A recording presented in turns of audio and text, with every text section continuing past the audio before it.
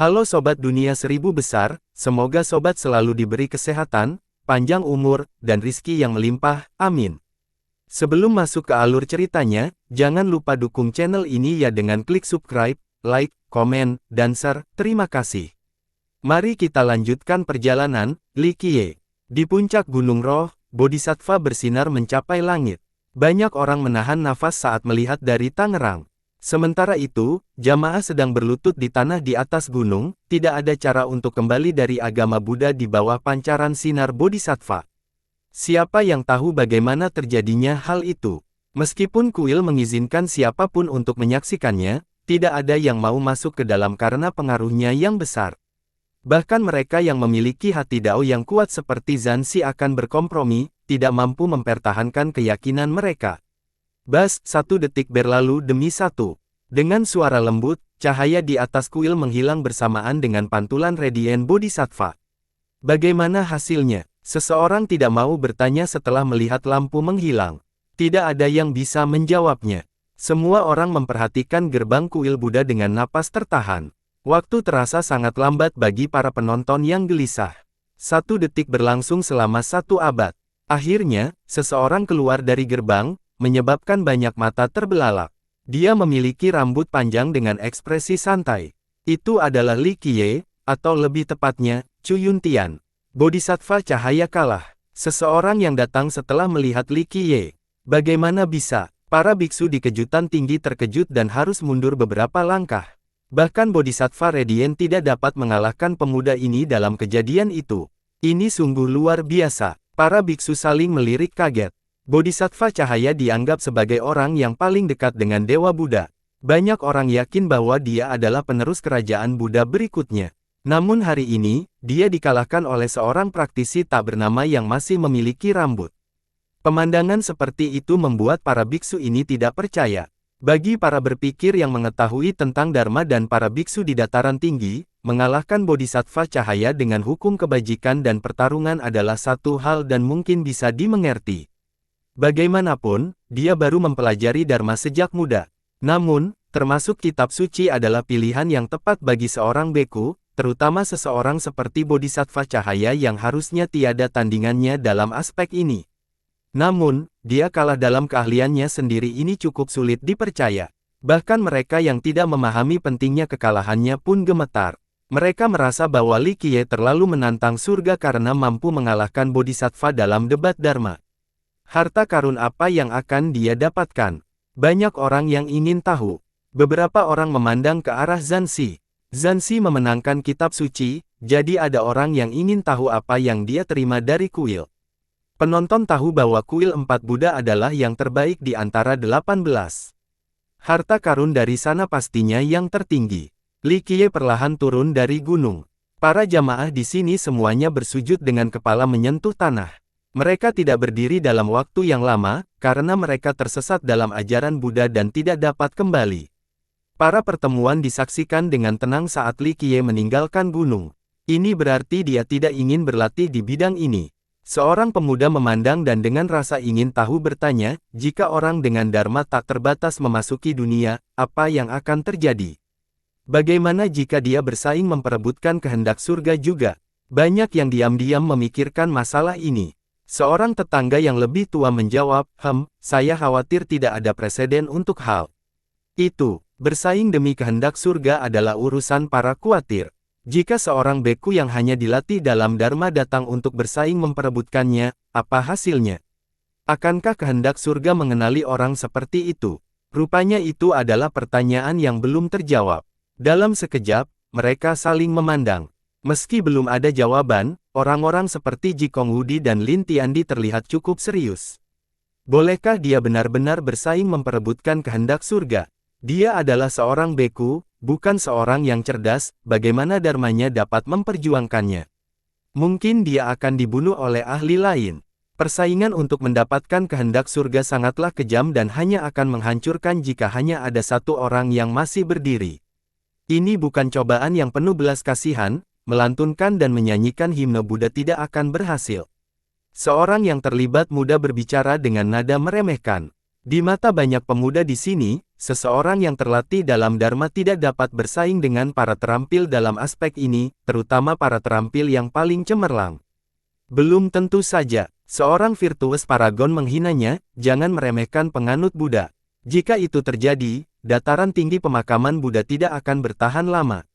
Selama berabad-abad, banyak kaisar abadi yang muncul bersama dengan garis keturunan kekuasaan. Mereka terus saling menggantikan di seberang sungai waktu. Beberapa di antaranya hancur total, tetapi dataran tinggi itu tetap berdiri. Kata-kata yang menggambarkan hal itu mengejutkan banyak orang. Baik tua maupun muda merasa kedinginan. Semua orang tahu bahwa dataran tinggi, terutama Gunung Roh, memiliki harta karun yang tak terhitung jumlahnya. Banyak orang yang tak terkalahkan, termasuk kaisar abadi, telah datang ke tempat ini, namun dataran tinggi tersebut masih terus ada hingga sekarang. Jika tidak cukup kuat, pasti sudah dihancurkan oleh seseorang. Jika dia datang ke dunia ini, apakah dia mampu bersaing dengan orang jenius seperti kalian? Seseorang melihat Li Qiye meninggalkan gunung dan berkemah. Tak seorang pun ingin menjawab pertanyaan ini karena para jenius yang paling menjanjikan dalam kehendak surga semuanya ada di tempat ini: Zanzi, Jikong Wudi, Lin Tiandi, dan Raja Fana Pilar Permata. Saya juga ingin melihat dharmanya yang tiada taranya. Seseorang berbicara dengan nada yang kuat saat ini. Meskipun dia tidak memancarkan aura menakutkannya, suaranya saja sudah membuat gemetar. Kerumunan menoleh ke belakang dan menemukan bahwa itu adalah Raja Fana Pilar Permata. Matanya cukup dalam saat ini saat dia menatap Li Qiye yang berjalan pergi. Semua orang menjadi bersemangat saat melihat ekspresinya. Dia dikenal sebagai dewa perang dan juga fanatik perang. Mereka tahu tentang sifat agresifnya yang besar, jadi akan menjadi pertunjukan yang luar biasa jika dia menantang para pemuda dengan dharma yang tak terbatas. Setelah meninggalkan Spirit Mountain, Li Qiye meluangkan waktu untuk berjalan pergi. Cahaya Buddhisnya tersembunyi dalam aura kenormalannya. Dia merasa sangat riang, seolah-olah dia bukan seorang Buddha atau Li Qiye tetapi hanya Chu Yuntian. Dia cukup santai. Duel melawan Radiant Bodhisattva menggunakan pisau daging untuk membunuh seekor ayam. Tujuannya bukanlah 18 kuil atau nalada, melainkan kuil nihility. Apapun yang terjadi, dia harus mengambil benda itu dari kuil nihility. Namun, para biksu tua di kuil itu tidak mudah dianggap enteng. Sayangnya, pada generasi ini, dia yakin akan kemampuannya mengalahkan mereka dalam perdebatan kitab suci. Dia menuju kota Buddha sesudahnya. Wolong Xuan, yang berlari ke cakrawala tadi, juga datang menemuinya. Namun, sebelum dia dapat melakukan kontak, dia diblokir oleh sekelompok orang. Mereka semua mempunyai seragam yang sama dengan energi darah yang kuat. Mereka masih sangat muda, dan jelas bahwa mereka berasal dari sekte yang sama. Perampokan. Ini adalah tanah suci kepercayaan Buddha. Dia tidak takut dan tersenyum ceria pada kelompok yang menghalanginya. Seorang ahli perlahan menyatakan, "Nak, buka kadarmu. Kami sedang melakukan pemeriksaan rutin." Dia mengedipkan matanya dan dengan santai berkata, "Pemeriksaan rutin?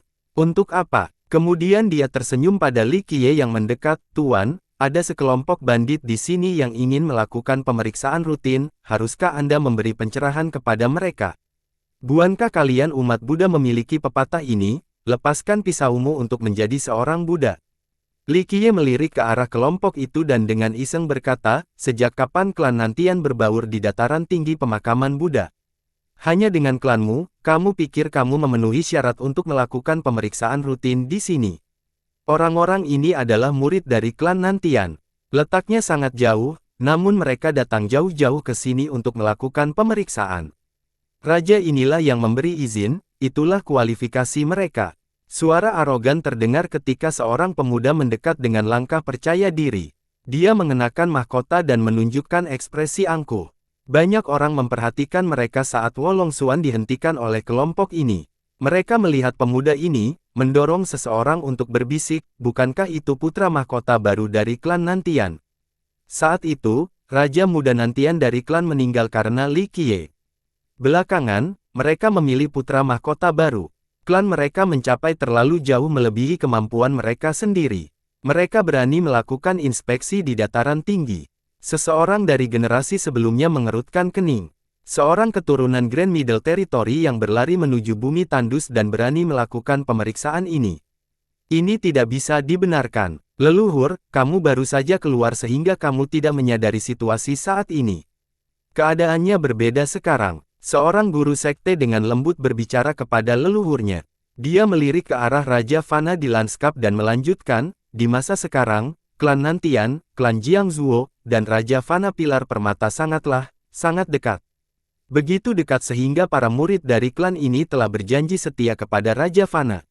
Hal seperti itu sama sekali tidak aneh. Mortal King sangat terkenal saat ini.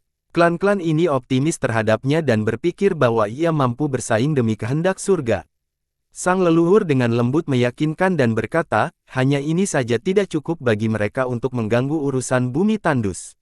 Leluhur, kamu masih belum mendengarnya. Master mencapai suaranya sedikit, baru-baru ini, klan Nantian berpegang teguh pada paha yang lebih tebal, mereka menghubungi melakukan dengan Soaring Immortal Sect.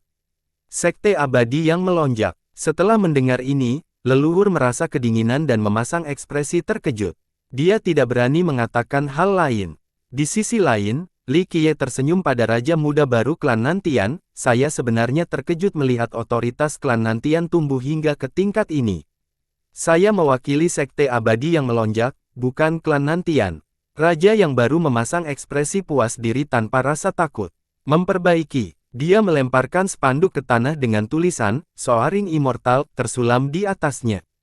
Tingkat kaligrafinya sempurna, itu menggambarkan naga yang menjulang tinggi dan burung phoenix yang menari, menghasilkan suasana yang menindas. Saya bekerja untuk Soaring Immortal Sect.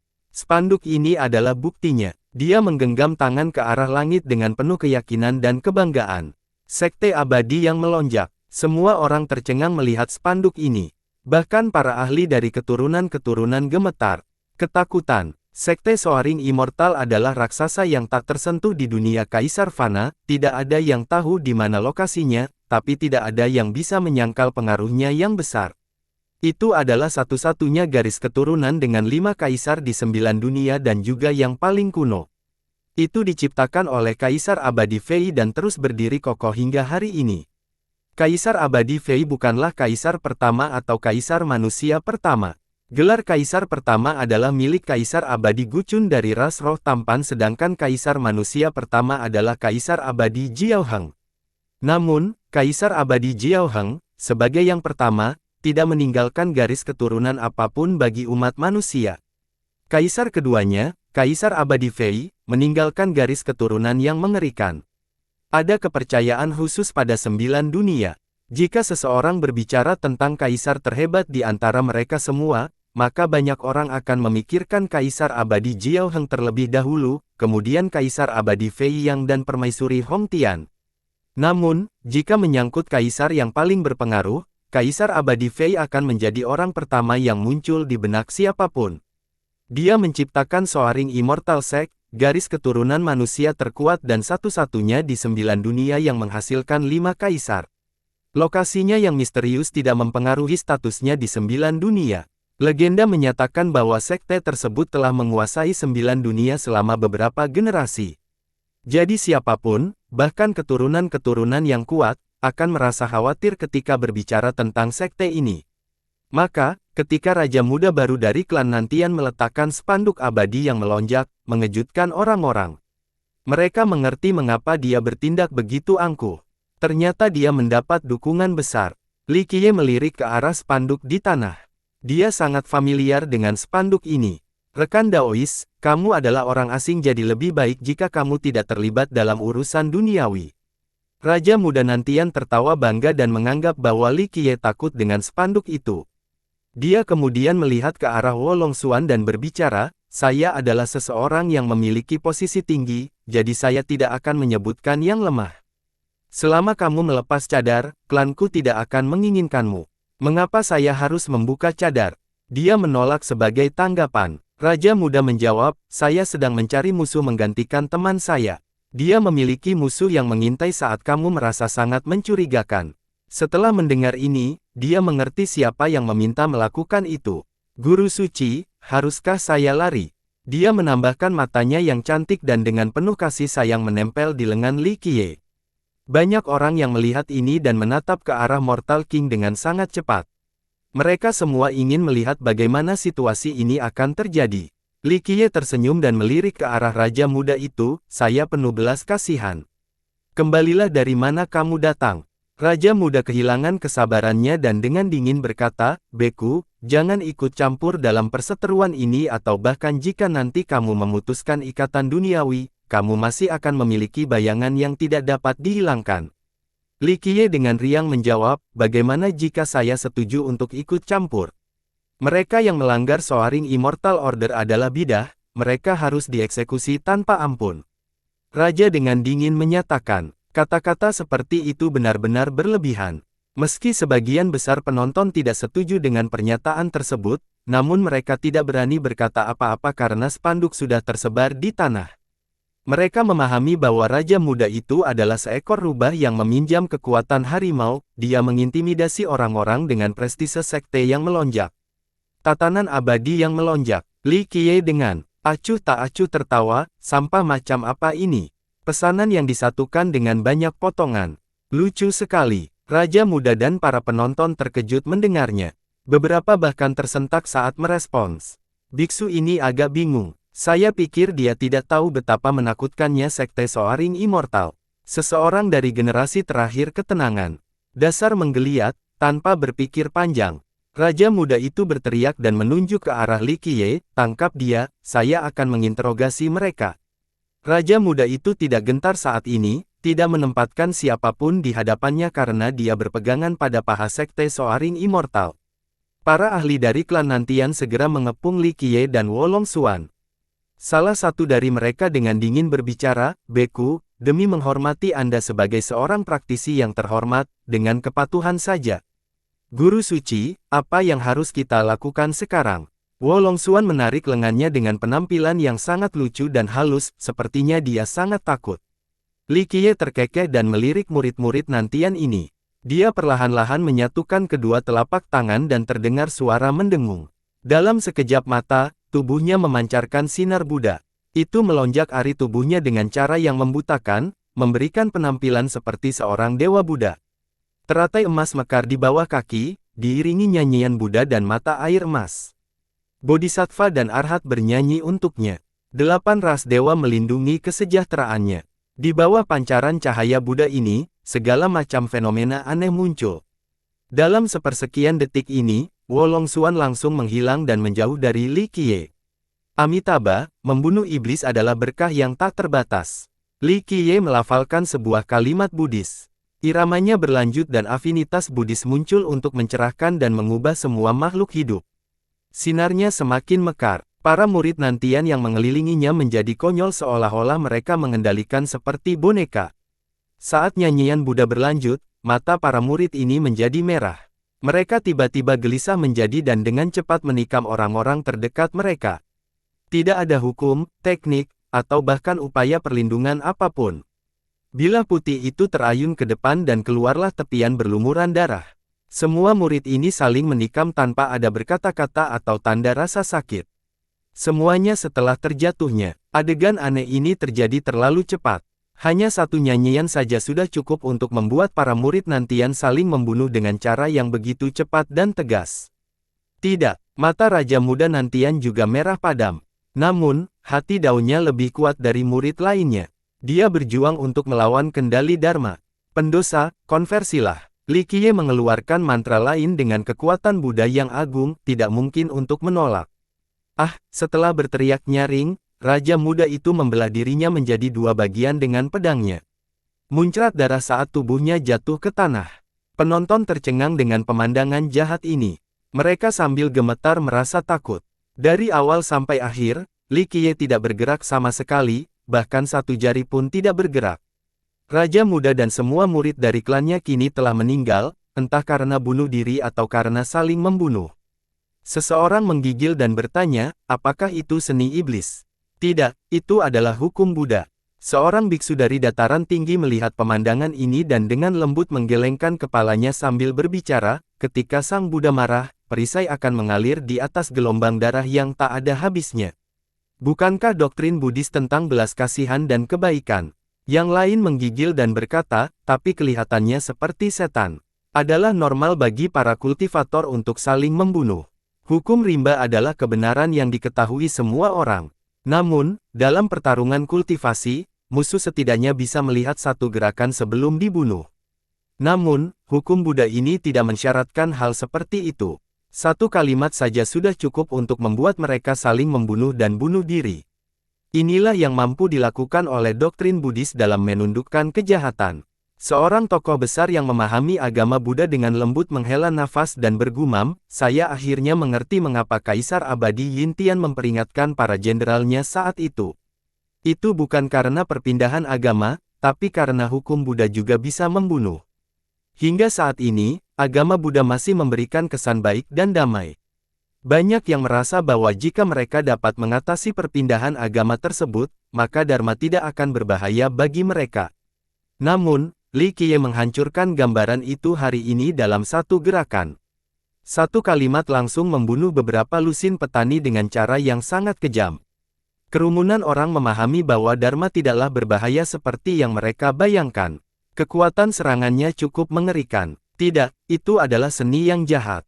Seorang pemuda gemetar dan harus muntah. Dia bukan satu-satunya yang merasa mual. Bagi para pembudidaya di sini, mereka hanya bisa menyalahkan diri sendiri ketika dibunuh oleh musuh. Hal ini disebabkan oleh kurangnya keterampilan mereka sendiri. Namun, satu nyanyian Buddha bisa membuat mereka terbelah menjadi dua. Kematian seperti ini terlalu menakutkan. Itu memang sejenis sihir jahat. Adegan itu menjadi sunyi ketika kegelapan itu menatap Li Qiye dengan ketakutan. Seorang praktisi yang masih memiliki rambut dan dharma yang tak terduga orang seperti itu bahkan lebih mengerikan daripada orang jenius yang tak terhentikan. Mampu mencerahkan makhluk serta menaklukkan kejahatan. Seorang virtuos paragon dengan lembut menghela nafas, orang ini mampu mengalahkan Radiant Bodhisattva, betapa menakutkannya dharmanya. Jika dia memasuki dunia ini, itu akan menimbulkan banyak gelombang. Reaksi pertama banyak orang terhadap komentar teladan ini adalah melihat kelompok Jikong Wudi.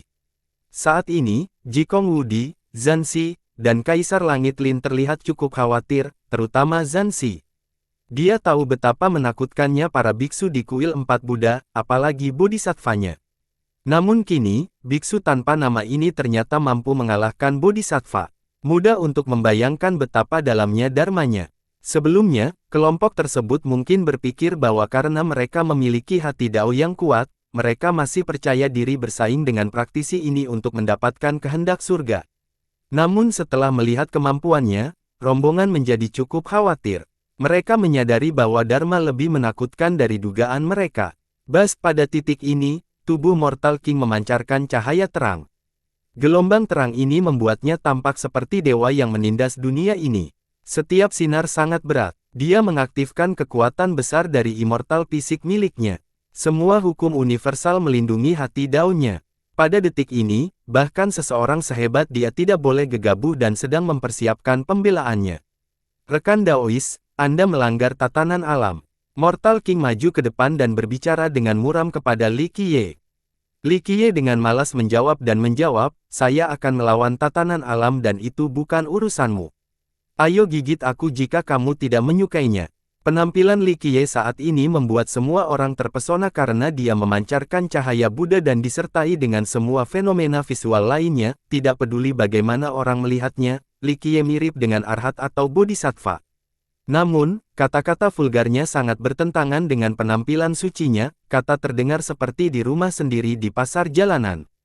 Sikap ini sangat berbeda dengan saat dia menundukkan musuhnya. Apakah seperti ini rupa seorang biksu suci? Seseorang menjadi ternganga karena situasi yang menggelikan. Ini adalah dharma yang sesuai dengan hati seseorang. Seorang biksu yang benar-benar memahami agama Buddha merangkumi, ini adalah legenda yang berpikir menjadi Buddha, yang lain berpikir menjadi iblis. Dia telah mencapai tingkat di luar jangkauan kita. Jika dia tetap tinggal di Gunung Roh, dia pasti akan menjadi dewa Buddha berikutnya. Bahkan Mortal King pun tersentak dalam sekejap. Dia siap melawan pertarungan dharma yang mengerikan itu, tapi dia tidak menyangka Li Qiye akan berbicara seperti seorang preman. Kontras ini agak berlebihan di matanya. Saya adalah Raja Fana Pilar Permata, saya ingin mencoba dharma tertinggi Anda. Dia berteriak dan memancarkan aura menakutkan yang mampu menekan langit. Pada saat ini, fisiknya telah mencapai tingkat maksimal. Fisik abadi cukup menakutkan. Kerumunan membekukan melihat kekuatan fisiknya. Amitabha, luar biasa, luar biasa. Cahaya Buddha Li Qiye juga menyala dan mencapai area tersebut. Dia menyimpan mantra dan mempengaruhi lokasi dengan ritmenya sendiri. Buk, buk, buk. Mortal King segera mundur beberapa langkah dan menghancurkan tanah di bawahnya setelah mantra itu keluar. Cahaya di tubuhnya sebenarnya berkulit hitam dengan warna Buddha. Konversi. Seseorang berteriak sementara banyak orang lainnya gemetar setelah melihat ini. Mortal King tidak mengucapkan kata pun dan segera menghilang ke atmosfer. Kecepatannya sangat cepat, sepertinya dia membuat keputusan dalam hitungan detik. Kamu berani menantangku pada level seperti itu. Li Qiye kecewa dan tersenyum. Dia memancarkan cahayanya dan semua fenomena menghilang secara bersamaan. Penampilannya saat ini sama sekali tidak menyerupai seorang biksu terhormat, apalagi seseorang yang bisa mengubah orang lain hanya dengan satu kalimat. Kerumunan tidak bisa lebih tenang lagi. Bahkan terdengar suara jarum terjatuh. Mortal King langsung kalah setelah pertukaran cepat ini terlalu menakutkan. Saat ini, Raja Fana bersama dengan Zanzi, Jikong Wudi, dan Kaisar Surgawi Lin sangat terkenal. Meskipun bakat Mortal King lebih buruk daripada rekan-rekannya, dia dengan tegas mengambil setiap langkahnya dan akhirnya mencapai levelnya saat ini. Prestasinya ditentukan oleh pertempuran demi pertempuran. Bahkan jika hati daunnya tidak memenuhi hati Zanzi, itu masih sangat tangguh. Dia telah mengalami kekalahan dan kemenangan sehingga dia tidak mudah tergoyahkan. Namun, dia harus segera kabur di awal pertarungan. Tanpa diragukan lagi, dia tidak bisa menahan kekuatan pengobatan Li Qiye yang tidak didukung. Menantang Dharma di dataran tinggi pemakaman Buddha. Di kota Buddha yang jauh, seorang pemuda memandang ke kejauhan. Kaisar Selatanlah yang memukau dunia dengan satu pertempuran. Dia memegangi kepalanya dan terus berkata, keputusan yang tidak bijaksana. Dharma tidak terpecahkan di dataran tinggi ini. Bahkan Kaisar Abadi tidak ingin berkompetisi dalam kontes Dharma. Seseorang berpikir untuk menjadi Buddha, yang lain untuk menjadi iblis. Para junior tidak dapat memahami teror sebenarnya di balik ini. Akhirnya, dia tersenyum dan memasuki kota Buddha.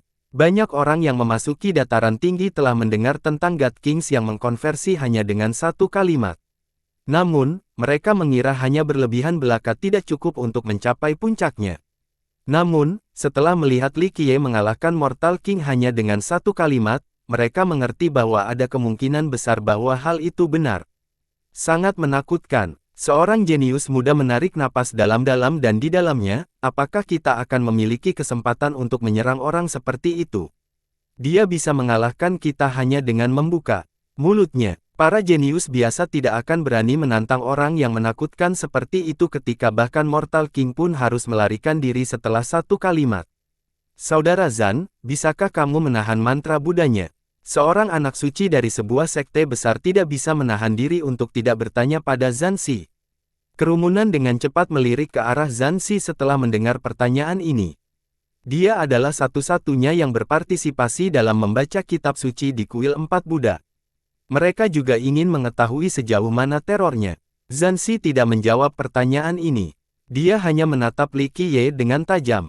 Di sisi lain, Jikong Wudi juga tidak mengatakan apa-apa. Dia memandang Li Qiye sebentar sebelum pergi. Dia memiliki metode yang tak terhitung jumlahnya di luar imajinasi seseorang. Bahkan bisa dikatakan bahwa dia tidak peduli pada Mortal King. Jika dia benar-benar menggunakan semua kartu asnya, dia masih bisa menghancurkan Mortal King tidak peduli siapa yang ada di belakangnya. Oleh karena itu, dia tidak menganggap Raja Fana sebagai saingan terkuatnya dalam perjalanannya menjadi Kaisar Abadi. Tapi hari ini, dia tidak punya pilihan selain menganggap biksu yang dikenal ini sebagai tantangan terbesarnya. Kilatan semangat melintas di mata Kaisar Langit Lin. Dia dengan lembut menghela napas dan bersimpati pada dirinya sendiri. Seseorang berpikir untuk menjadi Buddha, orang lain untuk menjadi iblis, ini sungguh luar biasa. Siapa yang bisa menentangnya di dataran tinggi pemakaman Buddha? Li Qiye mengabaikannya dan melayang ke arah Wolong Xuan. Mereka menuju kota Buddha sesudahnya. Yang lain memperhatikan bahwa tidak ada hal lain yang terjadi, jadi mereka pun berpencar.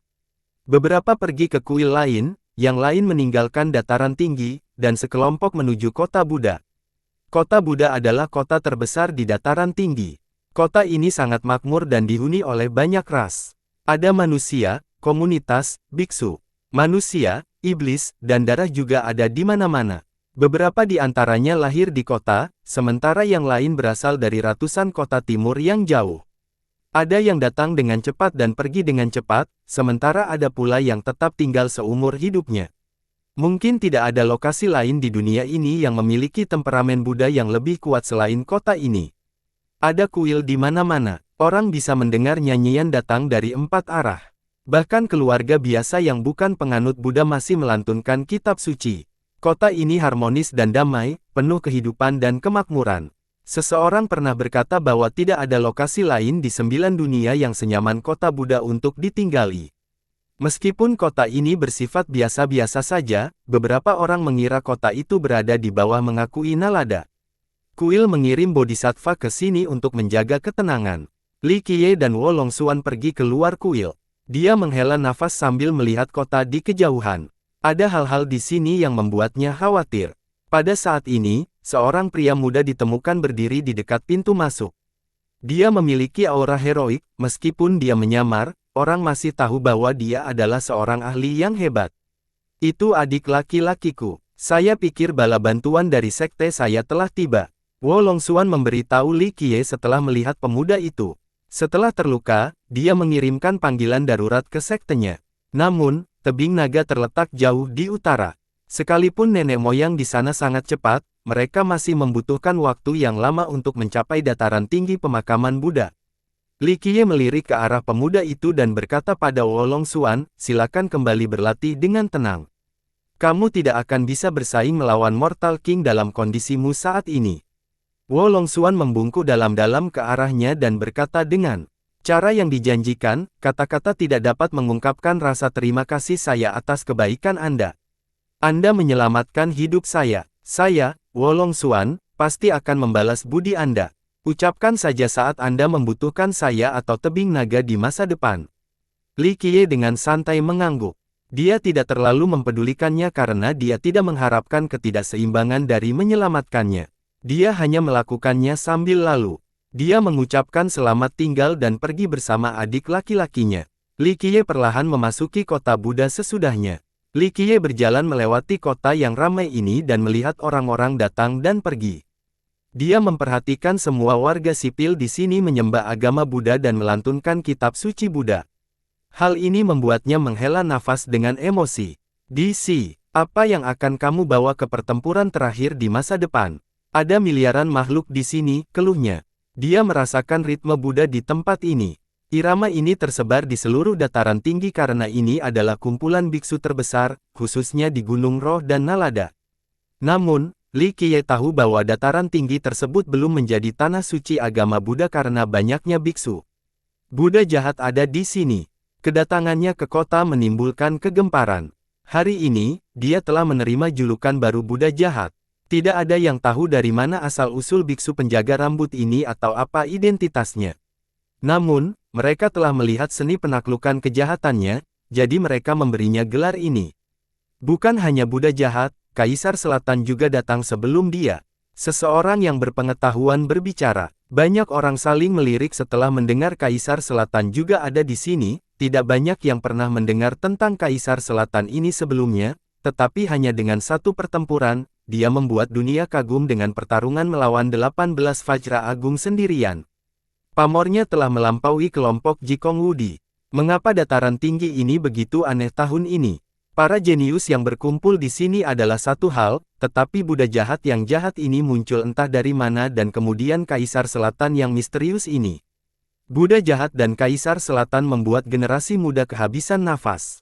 Seseorang yang datang. Tidak, Kaisar Selatan tidak begitu misterius.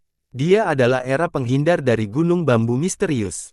Seorang teladan dari wilayah selatan mengetahui identitasnya.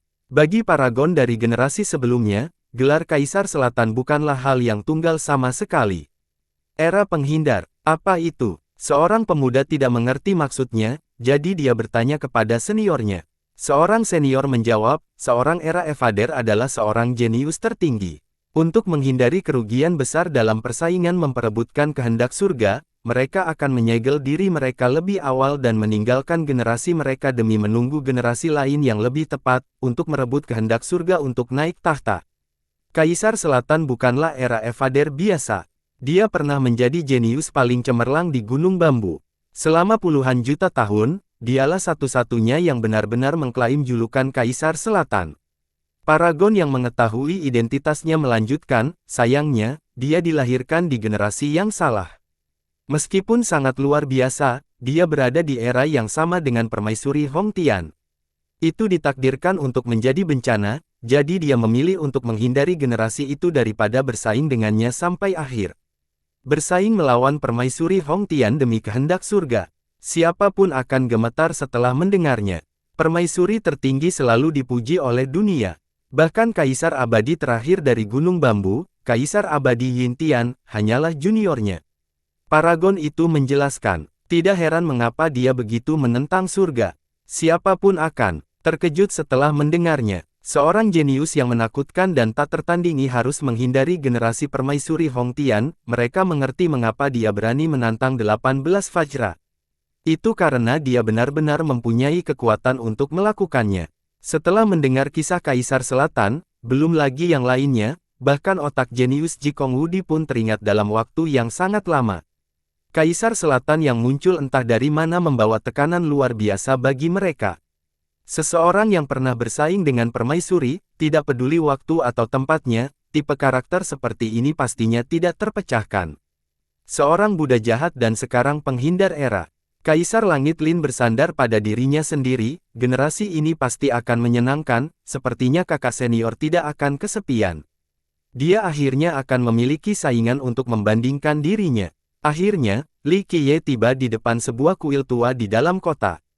Itu tidak megah, hanya tua karena sudah ada selama bertahun-tahun. Dalam benak masyarakat yang tinggal di sini, pintu candi ini selalu tertutup. Mereka juga tidak tahu biksu macam apa yang sedang berlatih di dalam. Dia diam-diam berdiri di depan kuil, menenangkan nada emosi yang tak terlukiskan yang mengancam akan meningkat. Selama jutaan tahun, sekelompok pengikutnya terus meninggalkannya. Sangat sedikit yang mampu hidup sampai sekarang. Akhirnya, dia menghela nafas dengan lembut, tidak ingin berbohong lebih jauh. Dia berbalik untuk pergi. Klik, pintu yang tertutup tiba-tiba terbuka. Seorang biarawati tua berlari keluar dan mengatupkan kedua telapak tangannya lalu berkata pada Li Qiye, Guru Suci, Bodhisattva ingin bertemu denganmu. Li Qiye berhenti dan membalas isyaratnya, tolong pimpin memutar. Dia mengikuti biarawati tua itu ke kuil. Itu sangat sepi. Selain biarawati itu, tidak ada tanda-tanda orang lain. Waktu sepertinya telah berhenti saat dia masuk ke tempat ini. Itu adalah dunia yang terpisah dari dunia biasa. Semuanya abadi di sini. Tidak ada apapun selain langkah kaki yang teredam. Kegaduhan dunia luar jauh dari tempat ini. Li Qiye berkata kepada biarawati tua itu, izinkan saya mandi dan menyalakan dupa sebelum bertemu dengan bodhisattva kebajikan. Dia tidak keberatan dan membawanya ke sebuah ruangan sehingga dia bisa mandi dan membakar dupa. Setelah melakukannya, dengan ekspresi bermartabat namun alami, dia mengikuti biarawati itu menemui bodhisattva kemurahan hati. Siapakah Li Qiye? Dia adalah seseorang yang acuh tak acuh bahkan di hadapan Kaisar Abadi. Namun, dia sangat serius hari ini. Hal ini menunjukkan status istimewa bodhisattva pengasih di dalam hatinya. Biarawati itu membawanya ke sebuah bangunan Buddha sebelum pergi. Dia berdiri di luar dan menenangkan emosinya sebelum masuk. Lampu Buddha memenuhi bangunan seperti air raksa yang mengalir ke setiap inci dan sudut tempat ini. Ini memberikan sensasi mistis yang tak terlukiskan. Ada teratai emas yang mekar penuh dengan seorang wanita duduk di atasnya. Dia bertelanjang kaki dan memiliki rambut panjang tergerai di gaun kuningnya. Tangannya membentuk mudra dengan suasana tenang. Sinar damai dan lembut yang keluar dari tubuhnya menyerupai hangatnya sinar matahari di musim dingin. Tangan ini akan sangat lembut saat membelai wajah seseorang. Dia adalah wanita yang sangat cantik dengan sosok yang menggulingkan kerajaan. Namun, dia sekarang adalah seorang bodhisattva dan telah bertransformasi sesuai dengan doktrin Buddha. Wajah dan sosoknya yang luar biasa tidak lebih dari sekantung kulit di matanya. Li Qiye menatap wanita yang sangat familiar di depannya ini. Dia tidak mengatakan apapun dan duduk di atas bantal. Rumor beredar di kota Buddha bahwa Gunung Roh telah mengirim seorang bodhisattva ke sini untuk perlindungan. Namun, belum ada seorang pun yang pernah melihat bodhisattva ini sebelumnya. Bodhisattva inilah yang ada dalam rumor tersebut. Dia juga merupakan teman lama Li Qiye. Pada saat ini, bodhisattva yang maha pemurah membuka matanya yang sangat cantik. Orang bisa dengan mudah membayangkan betapa mempesonanya dia sebelum menjadi seorang biarawati. Kamu akhirnya sampai di sini. Bodhisattva kebajikan berbicara. Suaranya masih menyenangkan dan lembut bahkan setelah transformasinya. Li Qiye dengan lembut menyatukan kedua telapak tangannya dan menunjukkan ekspresi bermartabat, saya tidak ingin mengganggu meditasi Anda. Biarkan aku melihat tubuh aslimu sebentar. Bodhisattva yang maha pemurah meminta. Dia tanpa berkata-kata kembali ke wujud aslinya dan memperlihatkan wajah Li Qiye. Bodhisattva kemurahan hati dengan hati-hati menatapnya dengan tangan masih melakukan mudra. Dia berbicara, bangun suatu hari dan menemukan jutaan tahun telah berlalu. Waktu berlangsung selamanya. Anda telah tercerahkan dan memperoleh kehidupan kekal di masa depan. Jutaan tahun hanyalah sekejap mata bagi dataran tinggi pemakaman Buddha. Li Qiye berbicara dengan lembut. Mudranya terus memancarkan aura Buddha yang melimpah. Dia masih tenang saat membicarakan masa lalu. Hari ini, dia adalah seorang bodhisattva, bukan manusia fana lagi. Dia dengan lembut berkata, saya tahu Anda tidak sepenuhnya setuju kami bergabung dengan agama Buddha. Li Qiye dengan lembut menenangkan, tidak, ini adalah sesuatu yang pantas kamu dapatkan. Saat itu, Anda secara pribadi memimpin pasukan untuk menenangkan zaman bagi saya. Selama masa-masa sulit, Anda berada di sisi saya. Dengan satu surat perintahku, kamu pergi beberapa kali untuk melaksanakannya, tidak peduli apapun itu, Anda berhak mendapatkan segalanya. Di masa lalu, setiap kehidupan yang mengikutiku, setiap pejuang yang darahnya membasuh medan perang, mereka semua adalah makhluk hidup. Bodhisattva berbicara dengan ritme Buddhisnya. Masa lalu kini hilang bersama angin. Dahulu kala, dia adalah pemimpin salah satu dari 4 legiun besar di bawah pimpinan Li Qiye. Dia melakukan beberapa ekspedisi untuknya. Dari utara ke selatan, penyebarannya yang termasyhur merupakan penghalang besar bagi semua orang di 9 dunia. Dia tetap tenang ketika berbicara tentang masa lalu dan mempertahankan mudranya, saya tidak bergabung dengan agama Buddha dan memasuki Gunung Roh untuk kehidupan abadi. Satu-satunya hal yang saya inginkan adalah kedamaian di hati saya. Aku tahu, Li Qiye mengangguk pelan, perang selalu kejam. Jika kamu bahkan tidak bisa tidur nyenyak di malam hari, aku akan selalu merasa bersalah. Saya senang Anda dapat menemukan kedamaian di dataran tinggi. Aku memilih untuk melarikan diri. Aku telah mengecewakanmu. Dia menjawab dengan lembut. Dia menahannya sebagai jawaban, tidak, kamu seharusnya memiliki kehidupan yang normal dan bahagia. Ini semua karena akulah yang membawamu ke dunia pembunuhan. Penuh dengan takdir, karma, dan keluhan. Seharusnya ini semua menjadi tanggung jawabku, diterima sudah berlumuran darah. Aku seharusnya memikul semuanya. Bodhisattva yang maha pemurah perlahan-lahan berkata, biarkan saja sebab dan akibat di masa lalu berlalu. Li Qiye tersenyum dan berkata, biarkan saja. Serahkan semuanya padaku, aku akan pergi ke akhir dunia di mana aku akan mendapatkan penjelasannya. Bodhisattva tidak mengatakan apapun dari atas teratai emasnya. Dia damai dan jauh karena dia telah memutuskan konstitusi dengan dunia biasa. Hari ini akan menjadi pertemuan terakhir kita, jadi aku akan melakukan perjanjian sesuatu. Akhirnya, dia berbicara, kerajaan Buddha memiliki Tuhan Buddha yang baru. Li Qiye terkejut, ini sebenarnya mengejutkan. Seharusnya hanya ada 2 calon penguasa Buddha yang baru. Salah satunya adalah Bodhisattva Cahaya dan yang lainnya adalah Anda. Jika Tuan yang baru bukan salah satu dari kalian berdua, lalu siapa lagi? Dia menjawab, saya belum kembali ke kerajaan jadi saya belum bertemu dengan Tuhan Buddha yang baru. Saya hanya menerima pesan dari sana. Li Qiye akhirnya menundukkan kepalanya lalu bangkit untuk pergi. Dia berjalan sangat lambat dengan suasana serius. Bodhisattva juga diam-diam memperhatikan setiap langkahnya. Selamat tinggal selamanya, Tuan Muda. Dia menatap untuk terakhir kalinya sebelum menutup mata Budanya. Hati Li Qiye berdebar-debar. Dia akhirnya berpikir untuk melihat dan menanamkan gambarannya ke dalam ingatannya sambil berbicara dengan lembut, selamat tinggal selamanya, Zaner. Dengan itu, dia meninggalkan ruangan dan menutup pintu dengan lembut. Sebelum dia menyadarinya, sudut matanya menjadi sedikit basah. Waktu tidak berarti, jutaan tahun hanyalah sekejap mata. Rasanya seperti baru kemarin. Ada banyak orang di sisinya, tapi tidak banyak yang bersamanya selama Bodhisattva kemurahan hati, tidak peduli apa, dia tetap menghormati pilihannya. Setelah pertempuran berdarah selama beberapa generasi, hal itu tidak mudah dan damai baginya. Sepanjang zaman, dia telah membayar mahal. Jika dia menginginkan kehidupan abadi, Li Qiye akan mengerahkan seluruh upayanya untuk mengabulkan keinginannya. Namun, keabadian bukanlah keinginannya, ia hanya menginginkan ketenangan pikiran. Kematian bukanlah hal yang paling menyakitkan. Hanya pelepasan yang akan membawa perdamaian. Li Qiye menghela napas pelan setelah meninggalkan kuil. Dia tidak bisa menggambarkan emosinya saat ini. Dia telah mengirim banyak teman di masa lalu. Di matanya, kematian bukanlah hal terburuk. Emosi yang paling tidak terganggu datang dari perpisahan, terutama melihat seseorang yang masih hidup, namun tidak pernah bisa bertemu lagi. Dia berubah kembali menjadi Chu Yuntian dan menyatu dengan jalanan kota Buddha yang ramai. Ada terlalu banyak rasa sakit dan perpisahan di masa lalu. Dia tidak ingin melihat ke belakang, jadi dia hanya bisa bergerak maju melalui jalan yang panjang dan berliku ini. Teras Bunga Hujan adalah penginapan yang sangat terkenal di kota Buddha. Banyak berkumpul terkemuka akan tinggal di tempat ini setelah tiba. Li Qiye diam-diam duduk di teras dan minum dalam diam. Dia mengamati awan di langit dan merasakan angin. Dia tinggal di sini kelompok Li Xuangyan karena mereka sudah menunggu membuat rencana. Jika gadis-gadis itu ingin datang ke dataran tinggi, dia akan tinggal di Rainflower Terrace untuk menunggu mereka.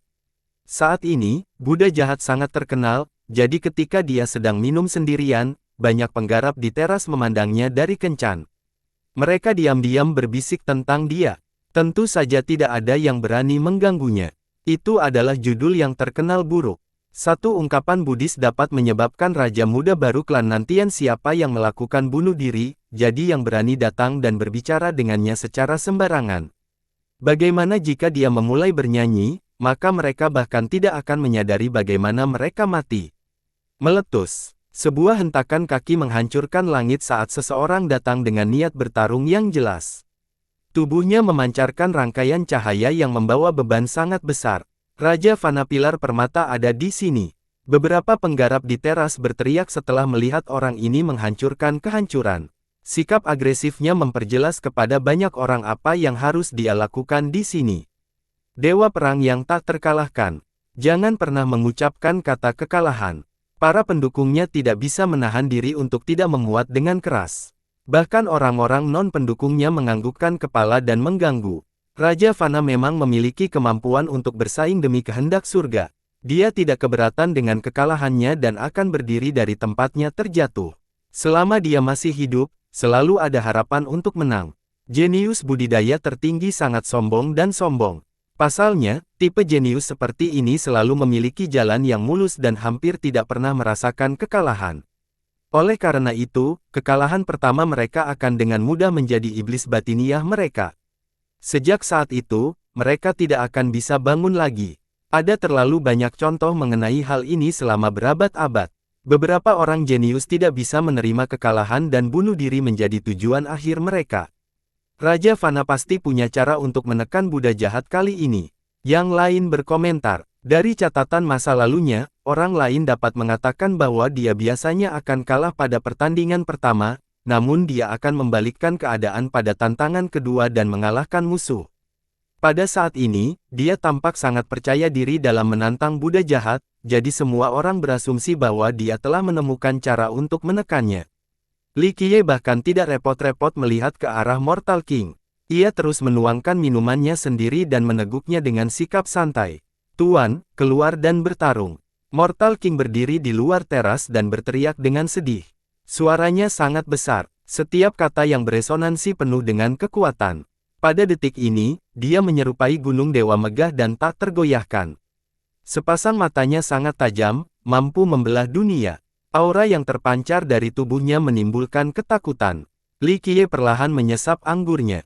Hari ini, dia sedang tidak berminat bermain dengan junior seperti Mortal King.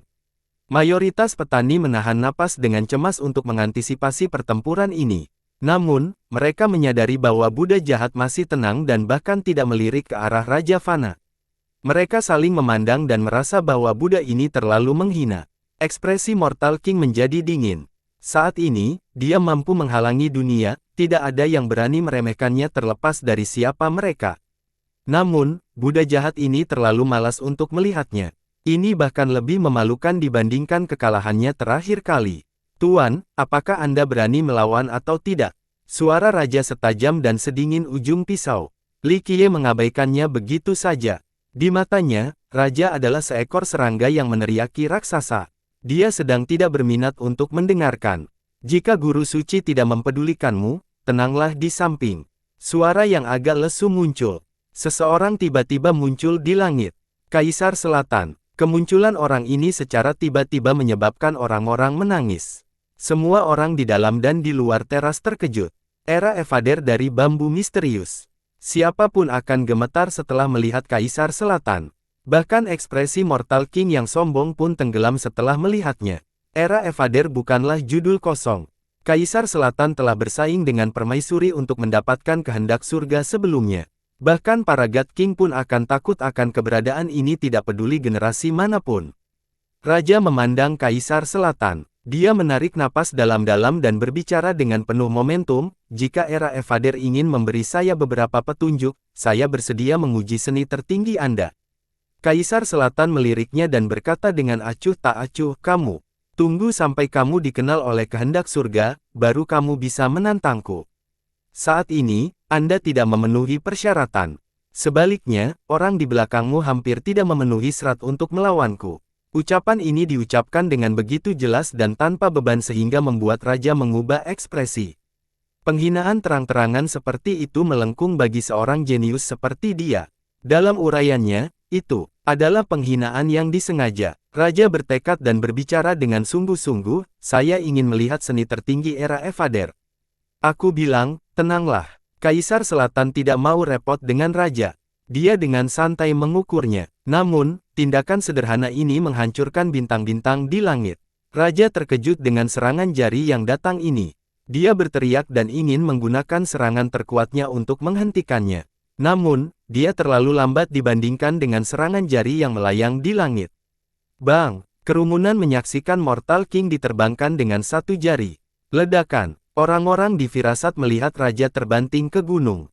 Dampaknya menghancurkannya sementara raja terus terbang sebelum menghilang ke cakrawala.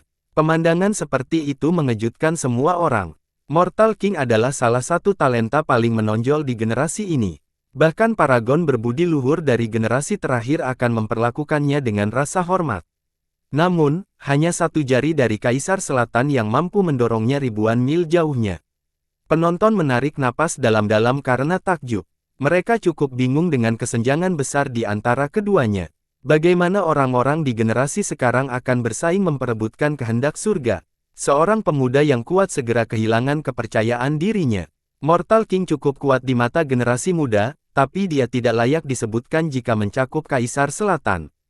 Kata Kaisar, saja sudah cukup untuk menceritakan kisah ini, tidak sembarang orang bisa mengaku sebagai seorang kaisar. Gumam yang lain, itu adalah Era Evader untukmu.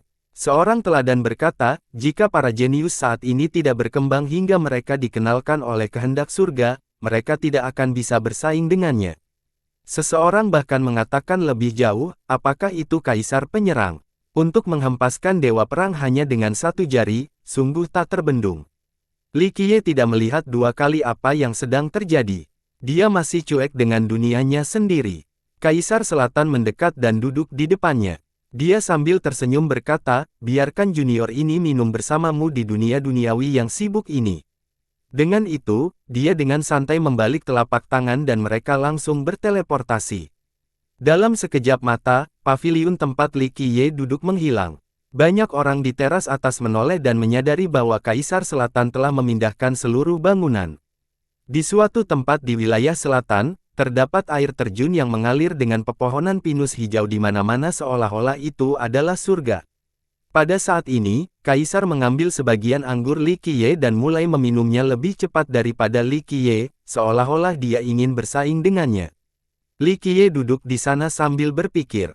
Setelah beberapa saat, pikirannya kembali dan dia melirik Kaisar Selatan yang sedang meneguk minuman keras. Guo kecil, jika kamu ingin minum, ambillah minuman kejayaanmu dari gunungmu, jangan mencuri milikku. Li Qiye berkata perlahan.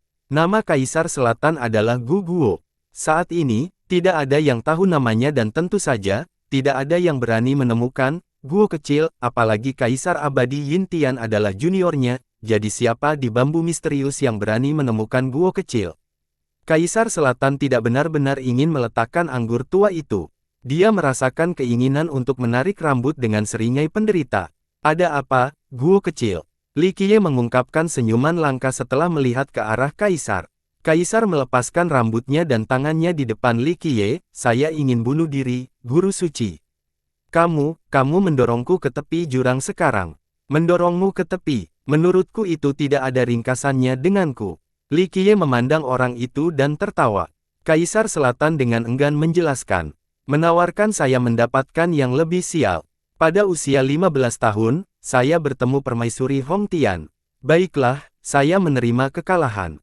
Saya menghindari satu era dan keluar pada usia 20. Ya ampun, aku bertemu dengan Kaisar Abadi Bing Yu. Saya hanya akan bertengkar dengan kesialan lagi, jadi saya menghindari generasi berikutnya.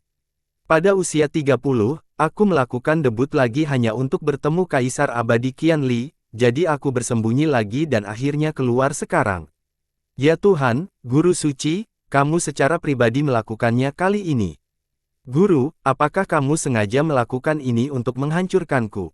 Permaisuri Hong Tian adalah murid langsungmu, Kaisar Abadi Bing Yu diberi kekayaan baru olehmu.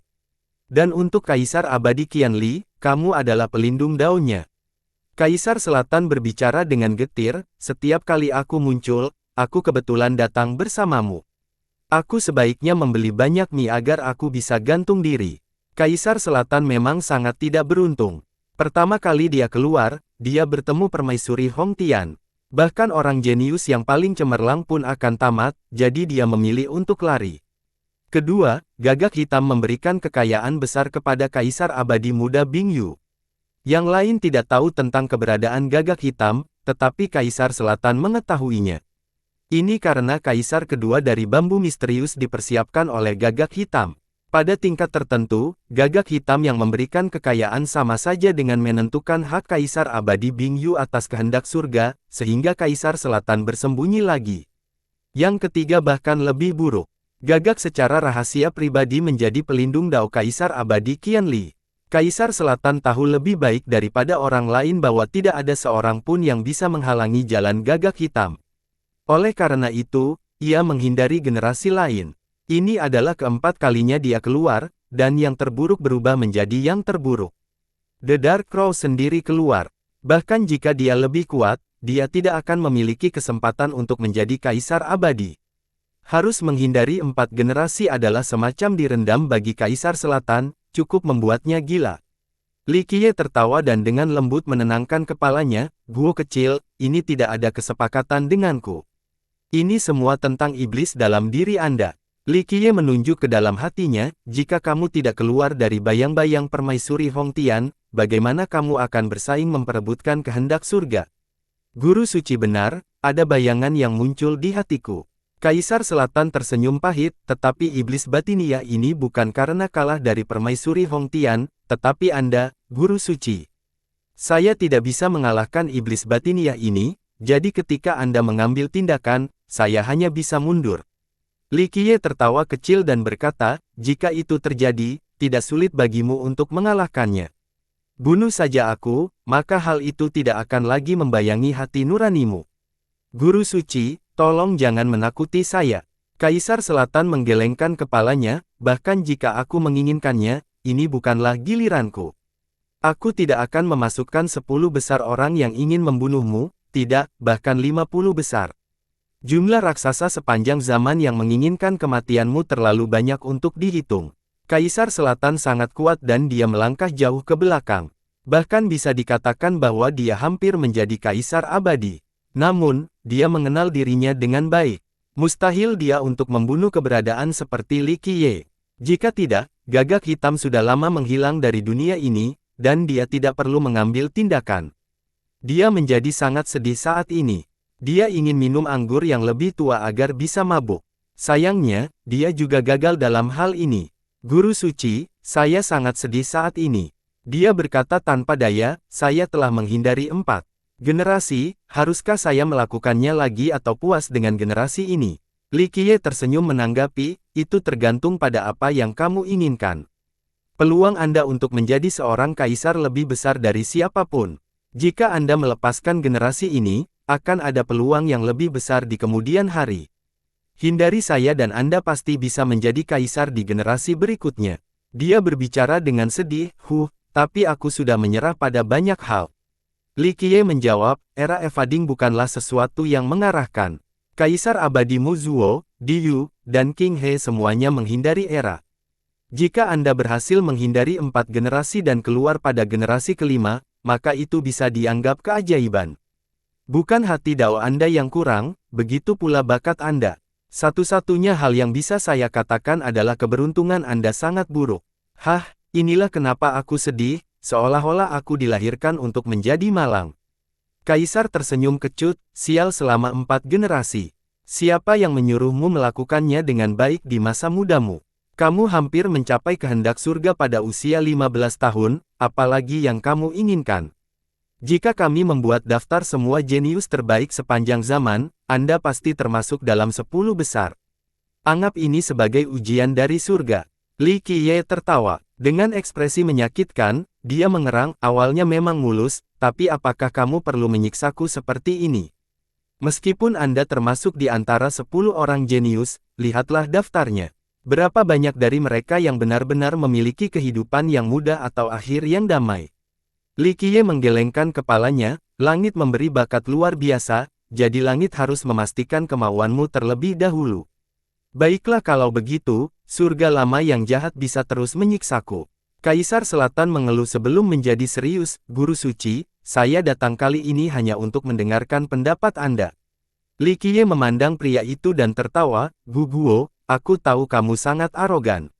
Sebenarnya kamu mempunyai kesempatan untuk menjadi kaisar abadi, tapi kamu tidak bisa melepaskan harga dirimu dan terlalu enggan untuk datang bertanya padaku. Aku tahu, Kaisar tertawa kecil, saya tahu Guru Suci akan mengingat sentimen lama. Jika saya meminta Anda atas nama leluhur saya, Anda akan menjadi pelindung dao saya. Seperti yang Anda katakan sebelumnya, saya hampir mencapai kehendak surga pada usia 15 tahun, bagaimana mungkin saya tidak menjadi sombong? Meskipun permaisuri lebih menantang surga daripada aku, dalam hal pencapaian kami di usia muda dan kecepatan mengalahkan, dia bukanlah tandinganku. Jadi, saya tidak bisa menahan harga diri saya. Saya selalu berpikir bahwa saya masih bisa menjadi kaisar tanpa bergantung pada Anda. Siapa sangka aku harus menghindari generasi demi generasi. Sepertinya kamu benar, aku harus melepaskan semua sikapku untuk datang dan bertanya padamu. Kaisar Selatan sangat jujur saat ini. Dia tidak perlu menyembunyikan apapun di hadapan keberadaan abadi seperti Li Qiye. Terlebih lagi, sebagai gagak hitam, Li Qiye selalu mengawasi gunung bambu misterius mereka. Kamu benar kali ini. Faktanya, bahkan sekarang, kamu masih bisa menjadi kaisar abadi tanpa bantuanku. Namun karena kesialanmu, kamu selalu memilih generasi yang salah. Li Qiye tersenyum. Kaisar Selatan menarik napas dalam-dalam dan dengan sungguh-sungguh bertanya, Guru Suci, saya telah melihat masa lalu. Di generasi ini, saya dengan tulus bertanya kepada Anda, haruskah saya menghindari generasi ini atau berusaha sekuat tenaga?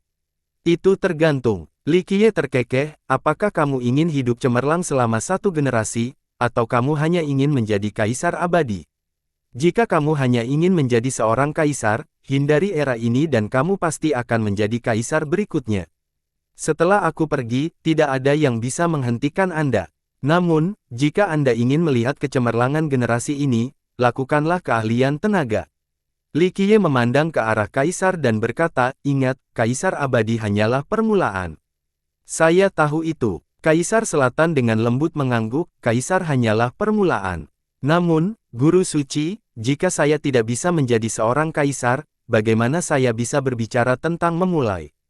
Ada pilihan lain. Li Qiye mengungkapkan senyuman misterius, kamu tidak perlu menjadi kaisar abadi karena kamu bisa menjadi raja abadi. Ini adalah pilihan lain. Immortal Monarch. Mata Kaisar Selatan berkilat sejenak sebelum dia menatap Li Qiye dan memasukkannya, aku pernah mendengar sebelumnya. Li Qiye dengan lembut menyesap anggurnya dan dengan santai berkata, generasi seperti apa yang ingin kamu lihat? Apakah kamu hanya ingin menjadi Kaisar abadi, untuk menjadi titik awal? Kaisar Selatan menatap Li Qiye dengan tidak percaya, Guru Suci, apakah Anda benar-benar memulai rencana? Anda bertujuan untuk melakukan yang terbaik sampai akhir di generasi ini. Kami sudah terlalu lama menunggu hari ini. Li Qiye terus meminumnya, sebenarnya aku sedikit bosan hidup. Saya ingin jawaban. Kaisar Selatan menaikkan matanya dan menjadi sedikit bersemangat. Ada beberapa rahasia yang tidak diketahui orang lain. Mereka tidak memenuhi syarat untuk mengetahuinya. Namun, dia, yang sangat dekat dengan Kaisar Abadi, mengetahui rahasia-rahasia ini yang bahkan para dewa tidak bisa menyentuhnya. Setelah beberapa saat, dia tidak bisa menahan diri untuk bertanya, tempat itu, seperti apa? Li Qiye terkekeh sebagai jawaban, Kaisar Abadi Yin Tian adalah juniormu jadi kamu seharusnya belajar sedikit ketika dia berada di puncaknya. Yang lain tidak memenuhi persyaratan untuk menonton, tapi Anda jelas merupakan penayangan. Kaisar Selatan agak kesulitan ketika dia menjawab, saat itu, memang terjadi badai besar.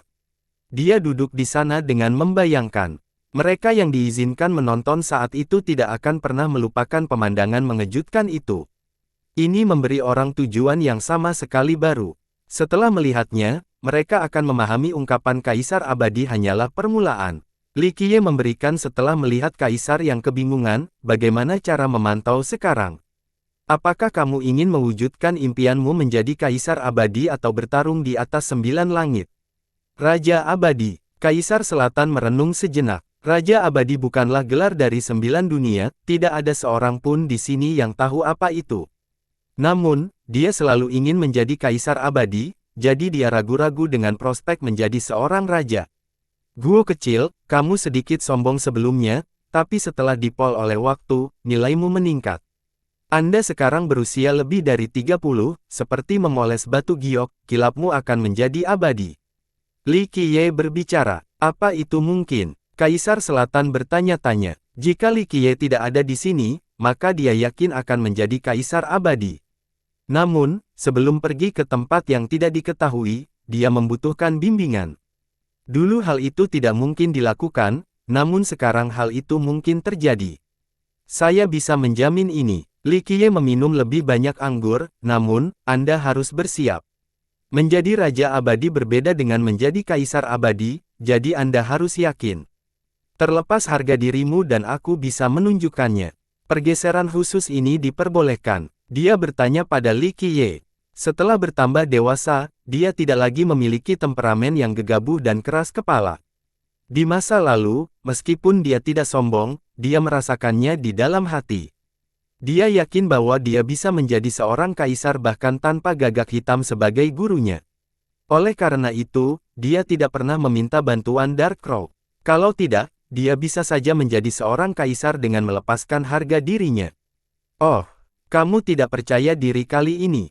Li Qiye tertawa dan bingung, meskipun kamu salah selama 4 generasi, sebenarnya masalahnya tidak terlalu serius.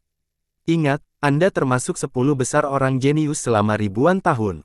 Anda memenuhi semua persyaratan saat ini hati Dao yang teguh dengan pemahaman tentang asal-usul Grand Dao serta diakui oleh kehendak surga, tidak peduli generasi manapun, Anda tetaplah jenius yang paling menonjol. Dia memandang Kaisar Selatan dan berkata, selama kamu mau, kamu pasti bisa melakukannya. Satu-satunya pertanyaan adalah keinginan Anda sendiri. Untuk menguji kekuatanmu di generasi ini, atau untuk menjadi Kaisar Abadi. Tentu saja, masing-masing memiliki kelebihannya masing-masing. Itu adalah jalan yang berbeda menuju dunia yang berbeda. Kalau begitu, aku akan menguji kekuatanku di generasi ini. Kaisar Selatan menarik napas dalam-dalam dan berkata dengan sungguh-sungguh, saya juga lelah menghindari generasi demi generasi, jadi generasi ini. Seperti yang Guru Suci katakan sebelumnya, aku juga bosan hidup. Kamu baru berusia 30 tahun, apa yang membuatmu bosan? Li Qiye sambil tersenyum lega, kamu sedang dalam kondisi prima, jadi kamu harus bersemangat. Sejujurnya, aku agak iri padamu. Tanpa beban dan tanpa batasan, begitulah seharusnya seseorang ketika mencari Grand Dao. Kaisar Selatan tertawa canggung setelah mendengar ini. Bahkan karakter papan atas seperti dia menjadi sedikit malu, tidak mencintai siapapun dan tidak memiliki siapapun yang mencintaiku, apakah ini masih dianggap beruntung? Itu karena standarmu terlalu tinggi. Saat itu, banyak peri dan dewi yang memujamu, tapi kamu sama sekali tidak menyukai mereka. Li Qiye tersenyum dan berhenti sejenak, tidak mengetahui cinta juga merupakan suatu berkah. Dia dengan lembut menghela nafas, ketika kamu hidup lama, kamu harus melihat beberapa orang pergi, baik mereka yang kamu cintai maupun mereka yang mencintai. Rasa sakit yang sebenarnya tidak bisa bertemu lagi. Aku tidak lagi terlalu peduli setelah kematian tuanku. Kaisar Selatan menjawab, itu bagus, menurutku tidak ada penyesalan ketika tiba waktunya untuk berpisah. Mari kita tidak membicarakan topik ini. Li Qiye dengan lembut menenangkan dan tersenyum sambil minum. Kaisar Selatan menarik nafas dalam-dalam dan membungkuk seperti seorang junior. Untuk perjalanan menuju Grand Dao ini, guru suci, panjang umur menunjukkan kepada junior ini. Bagaimana aku bisa menolak jika kamu berkata seperti ini? Bahkan tanpa mempertimbangkan Suesi, aku tidak bisa mengatakan tidak setelah kamu bertanya, mengingat bakatmu. Li Qiye tersenyum. Di lokasi yang tidak terganggu ini, mereka berdua berbicara lama tentang banyak masalah rahasia yang tidak diketahui dunia. Setelah berbincang, Li Qiye tersenyum dan berkata pada Kaisar Selatan, saya bertanya pada Radiant Bodhisattva sebelumnya, mereka akan segera membuka tempat itu. Jika Anda tertarik, Anda bisa datang melihatnya. Ini benar-benar lokasi yang menyenangkan dan menarik. Yang satu berpikir untuk menjadi Buddha, yang lain berpikir untuk menjadi iblis, ini pasti layak untuk dilihat.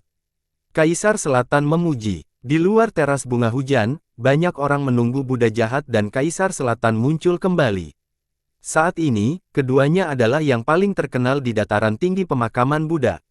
Bahkan mereka membayangi kelompok Jikong Wudi. Berdengung. Di hadapan pencitraan orang-orang yang bersemangat, ruang akhirnya berguncang dan paviliun muncul kembali di teras.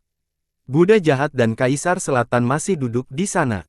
Banyak orang yang menahan nafas dan penasaran dengan perbincangan keduanya dan apakah akan terjadi pertempuran atau tidak. Namun, berbeda dengan ekspektasi mereka, tidak ada yang menyerang, tidak ada luka pada keduanya.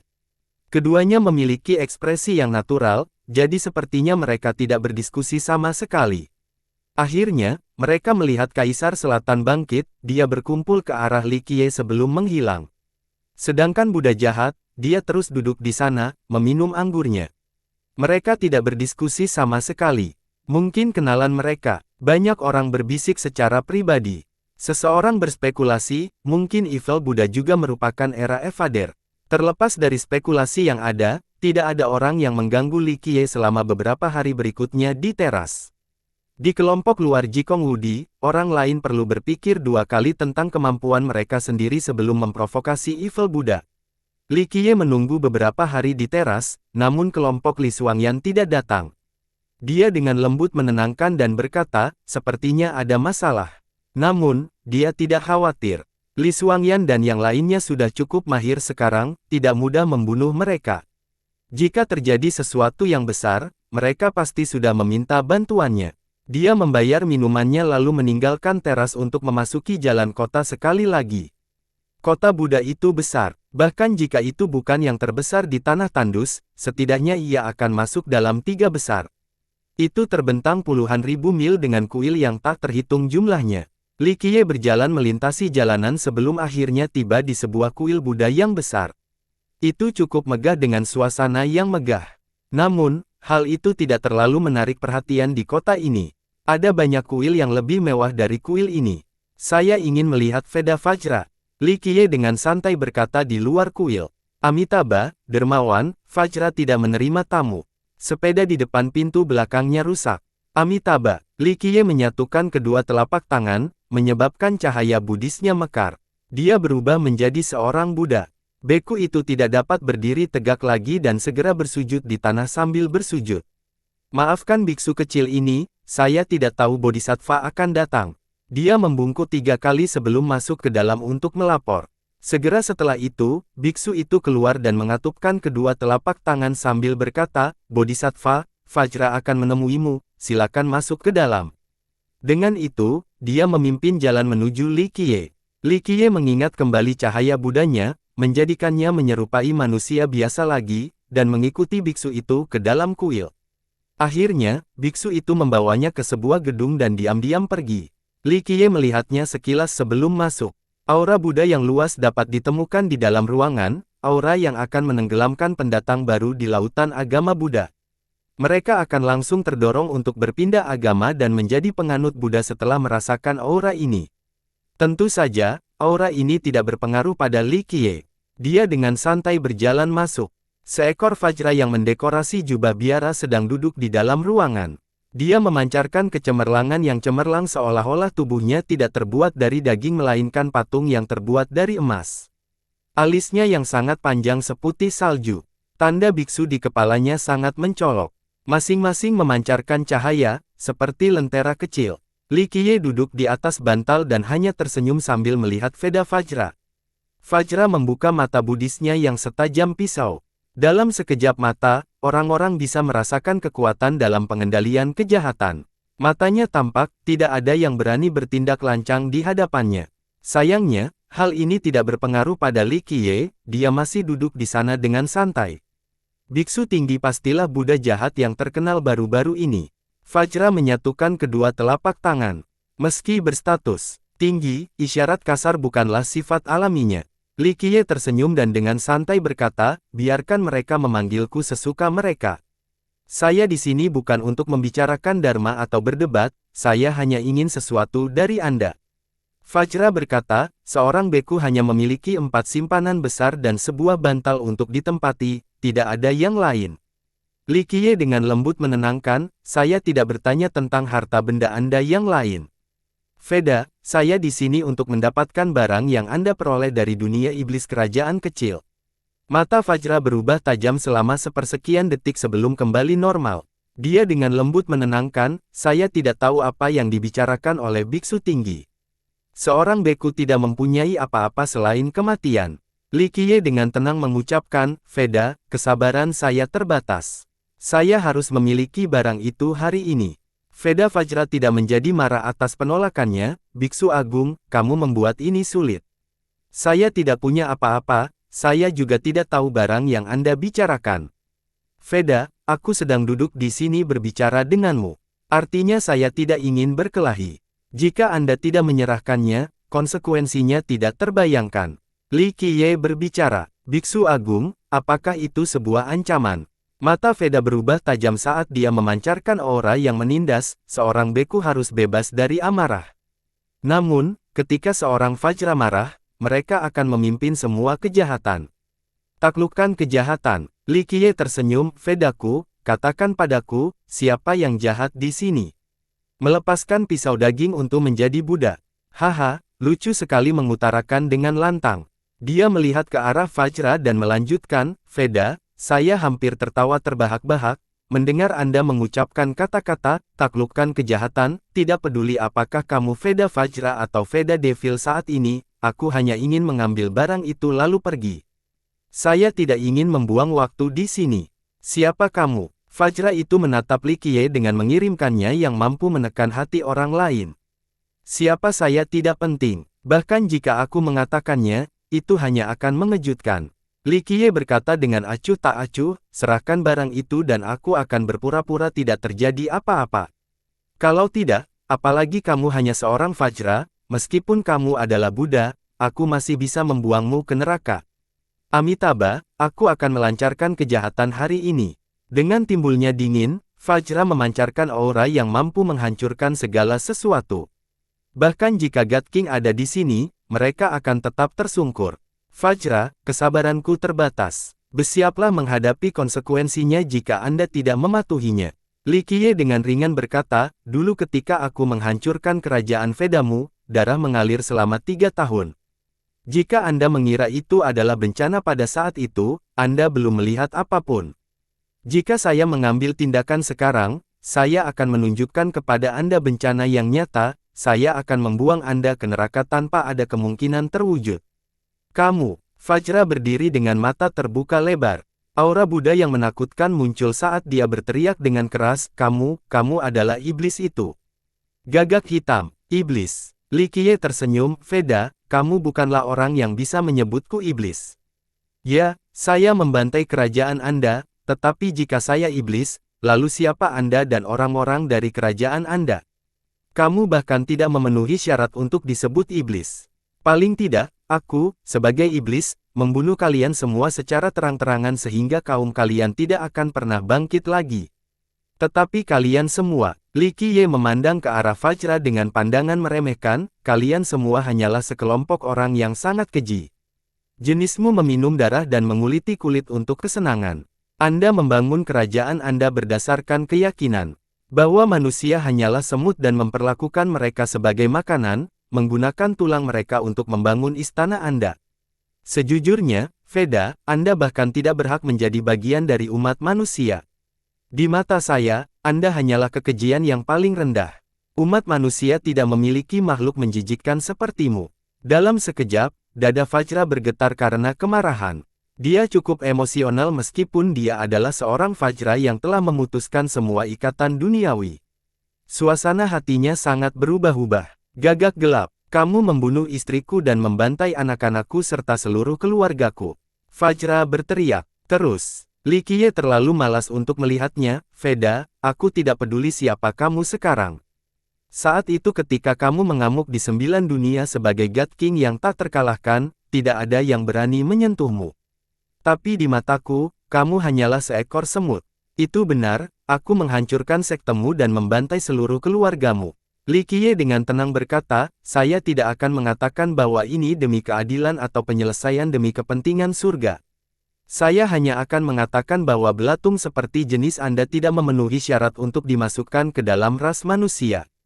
Jadi, aku menganggapmu merusak pemandangan dan membunuh kalian semua. Dia berhenti sejenak dan menatap ke arah Vajra yang marah, Veda, apakah kamu benar-benar mengira kamu berhasil lepas dari genggamanku? Sungguh lucu, kamu hanyalah seekor anjing tersesat yang terpojok, menangis putus asa. Lalu tiba-tiba, kamu akhirnya ingin menjadi orang baik, membuang pisau dagingmu dan mengkonversi. Bukankah ini lucu, menjadi iblis sepanjang hidupmu hanya untuk tiba-tiba ingin menjadi orang baik? Li Qiye dengan dingin menatap pria itu, apakah kamu sadar? Jika Sang Buddha tidak menjamin saya bahwa Anda telah benar-benar beradaptasi dan tidak akan membunuh lagi, bahkan seekor semut pun, saya akan menyalip Anda di neraka sehingga Anda tidak akan pernah masuk kembali ke samsara. Bahkan Buddha dataran tinggi pemakaman tidak akan mampu melindungimu. Setelah mendengar ini, cahaya Buddha dari Vajra berdenyut tidak stabil. Ekspresinya tak terduga berubah saat dia berdiri di sana. Akhirnya, dia duduk kembali di atas bantal Buddha. Dia menyatukan kedua telapak tangannya dan menyelami, Sanzai, Sanzai, oh Buddha yang Maha Pengasih, betapa berdosanya. Tiba-tiba, matanya mengeluarkan air mata. Li Qiye melihat ke arah Vajra dan berkata, dataran tinggi pemakaman Buddhis sungguh tak terduga, bahkan berhasil mengubah hati yang jahat menjadi hati Buddha, sepertinya kamu sudah bertransaksi, jadi aku tidak akan membunuhmu hari ini. Vajra duduk di sana dan terus melantunkan kitab suci berulang kali. Cahayanya yang berdenyut mulai stabil. Setelah menyala kembali, dia kembali menjadi Vajra seperti sebelumnya. Karena kerajaan Buddha memberikan jaminannya, aku akan mengampuni nyawamu. Li Qiye berbicara, tetapi jika kamu tidak menyerahkan barang itu, belum lagi jaminan dari kerajaan, bahkan jaminan dari surga yang tinggi pun tidak akan berhasil. Amitabha, Vajra bernyanyi dan akhirnya rileks. Dia membuka matanya untuk berkata, Biksu Agung, hal yang kamu inginkan tidak lagi menjadi milikku. Li Qiye bertanya sambil mengedipkan matanya dan kembali, tidak di tanganmu. Vajra menyatukan kedua telapak tangan sebagai jawaban, seorang beku tidak berbohong. Iblis Veda sudah mati, jadi saya tidak perlu menipu Anda. Beberapa hari yang lalu, seorang anak muda dari sekolah Sungai Abadi menukarkan barang lama dengan barang itu. Anak itu, Li Qiye tahu siapa orang itu. Dia melihat ke arah Vajra dan berkata, saya yakin Anda tidak akan berani berbohong kepada saya. Dia berdiri untuk pergi. Yang mulia Gagak Hitam. Ketika Li Qiye sampai di pintu, Vajra itu berdiri lalu bersujud di tanah. Apa? Li Qiye menatapnya, berterima kasih padaku karena telah menyelamatkanmu. Tidak, Yang mulia, bahkan mati 100 kali pun tidak akan cukup untuk menebus dosa beratku. Fajra yang bersujud di tanah berkata, saya berterima kasih karena telah menyelamatkan cicit saya yang baru lahir saat itu. Li Qiye menjawab, mereka yang pantas mati dibunuh sepenuhnya, baik pria maupun wanita. Namun, bagi mereka yang tidak pantas mati, saya tidak akan repot-repot menodainya dengan darah mereka. Saya tidak mengampuni dia tidak bersalah sejak awal. Saya tahu bahwa bahkan bunuh diri pun tidak memungkinkan saya untuk memaafkan diri saya sendiri. Setelah mendapatkan pencerahan, saya hanya ingin tinggal dan berlatih di dataran tinggi dengan harapan menyelamatkan manusia dalam penderitaan untuk menebus kejahatan saya saat itu. Fajra berbicara dengan penuh kesalehan. Menarik. Li Qiye melirik ke arahnya, kau meninggalkan Gunung Roh dan juga hati Buddhamu di kerajaan Buddha sementara mereka mencapmu. Sangat menarik. Saya ingin mengurangi penderitaan di dunia ini dan mendatangkan kebaikan dan cahaya. Begitu kemurahan hati saya sudah cukup, saya ingin kembali ke tanah air saya dan menghabiskan saat-saat terakhir saya di sana untuk menyucikan keluh kesah di tempat itu. Seperti yang Anda katakan, saya tidak memenuhi syarat untuk menjadi Buddha. Fajra berbicara, itu urusan gunung rohmu. Anda bisa hidup begitu lama dan menjadi Fajra menunjukkan keinginan Anda untuk berubah menjadi lebih baik. Li Qiye berbicara dengan nada datar, saya tidak peduli dengan masalah kerajaan Buddha. Ingatlah bahwa iblis Veda dan kerajaan Veda sudah tidak ada lagi. Kalau tidak, aku akan menunjukkan kepadamu apa itu kutukan abadi. Amitabha, dahi Fajra menyentuh tanah, dosaku sangat besar. Li Qiye tidak mengatakan apa-apa lagi dan meninggalkan kuil. Setelah meninggalkan kuil, Li Qiye pergi ke bagian lain kota, rupanya sangat miskin. Rupanya kota itu seperti kota fana tanpa sesuatu yang istimewa. Li Qiye memasuki sebuah rumah tanpa ada yang mencoba menghentikannya. Setelah mengambil langkah pertama ke dalam, pemandangan segera berubah. Di tempat ini terdapat alam luas dengan jembatan dan pemandangan hijau yang ada dalam puisi. Intrusinya ditanggapi dengan letusan beberapa aura kuat. Salah satunya bahkan berada pada tingkat Dewa Raja, tidak diragukan lagi, rumah kecil yang tidak mencolok ini memiliki virtues paragon yang sangat kuat yang melindunginya. Kaisar Abadi Xiu Sui sungguh menakjubkan. Dia tidak hanya membangun gua surgawi di sini, dia juga berhasil melindunginya dari kedekatan Buddhis di dataran tinggi tersebut. Wawasan yang tajam sungguh menakjubkan. Dia meluangkan waktu berjalan melewati tempat ini untuk menikmatinya sepenuhnya. Aura yang melonjak, pemilik ingin menyerang Li Qiye. Namun, suara yang menyerupai dia abadi bergema, dia adalah tamu, jangan kasar. Li Qiye hanya tersenyum dan berjalan melewati tempat itu untuk mencapai paviliun tertentu. Dibangun di tengah danau dengan seorang wanita duduk di kursi batu. Dia sedang melihat pemandangan danau yang indah. Siapapun akan terkagum-kagum melihat wanita di depan ini. Dia cantik melebihi kata-kata, tidaklah cukup menyebut seorang dewi. Mei Suyao, wanita itu dipuji sebagai dewi di dunia Kaisar Fana. Dia duduk diam dengan sikap acuh tak acuh, seperti peri yang terlepas dari dunia biasa ini. Dia juga memiliki penampilan seperti ini di masa lalu, namun Mei Suyao saat ini benar-benar berbeda dari sebelumnya. Dulu, langkahnya diiringi fenomena visual seperti dewa yang turun ke dunia ini. Namun kini, ia telah kembali ke asal dan memegang kemudahan yang jauh dari visual dan himne Grand Dao yang mencolok. Meski begitu, dia tetaplah seorang dewi yang terbebas dari polusi dunia dan akan menyatu dengan alam. Intinya tetap tidak berubah, tapi dia sekarang menggunakan sikap yang berbeda untuk menghadapi dunia, menghasilkan gaya yang berbeda. Dia berdiri saat dia melihat Li Qiye masuk ke paviliun. Dia memandangnya dan, dengan ekspresi sedikit terkejut sementara dahinya berkilau, dia bertanya, apakah itu kamu, bangsawan muda Li? Dia juga tidak sepenuhnya yakin akan hal ini. Tidak buruk, tulang abadi layak mendapat prestise. Untuk dapat melihat kebenaran dan berkomunikasi dengan dewa sejati. Li Qiye menganggukkan kepalanya dan memuji. Dia mengungkapkan wujud aslinya dan dengan bebas duduk di kursi batu lainnya. Setelah melihat wujudnya, Mei Suyao menundukkan kepalanya dengan lembut dengan sikap hormat, mohon maafkan saya karena tidak menyapa Anda secara pribadi. Dia menyampaikan lengan bajunya dan menyela, baiklah, gadis kecil, tidak perlu formalitas yang rumit. Dewi Mei Suyao selalu menjadi fokus pertunjukan tanpa memandang waktu dan tempat. Bahkan para jenius tiada taraf seperti kelompok Jikong Wudi pun akan selalu menunjukkan sisi terbaiknya di hadapannya. Hanya Li Qiye yang tidak mempedulikannya. Dia tidak marah dan duduk. Dia menuangkan teh ke dalam cangkir batu giok untuknya sambil berbicara, silakan minum secangkir teh sederhana ini. Dia menerima cangkir gioknya dan menyesapnya sebelum berkomentar dengan bebas, sepertinya kamu akhirnya mengerti, ini adalah Alaya Heavenly Fragrance Dao milik Kaisar Abadi Xiu Sui. Ini berkat kamu. Dalam beberapa tahun terakhir, saya mendapatkan pencerahan dan menghabiskan waktu bermeditasi sebelum memahami kedalaman di dalamnya. Dia berbicara dengan tulus, jika kamu tidak membangunkanku dari mimpiku, jalanku akan lebih panjang lagi. Li Qiye tersenyum dan menikmati tehnya serta keindahan menawan di hadapannya. Dia santai dan riang, segala sesuatu yang lain menjadi tidak penting. Dia tidak berbicara dan hanya diam-diam menemaninya, menuangkan lebih banyak teh untuknya dengan sopan dan alami. Dia memejamkan mata untuk merasakan ritme yang tenang. Setelah beberapa saat, dia dengan lembut mengangguk, inilah perasaannya. Anda telah benar-benar memahami inti dari Dao Harum dan akan dapat memasuki Dao Surgawi. Ini akan menjadi Dao besar milik Anda, memungkinkan Anda pada akhirnya memulai sesuatu yang unik bagi diri Anda sendiri. Mei Suyao tersenyum halus seperti kuncup aprikot yang perlahan mekar.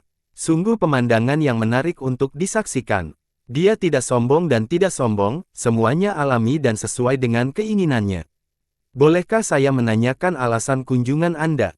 Adik perempuan ini mendengarkan. Dia dengan lembut bertanya sambil menuangkan teh lagi.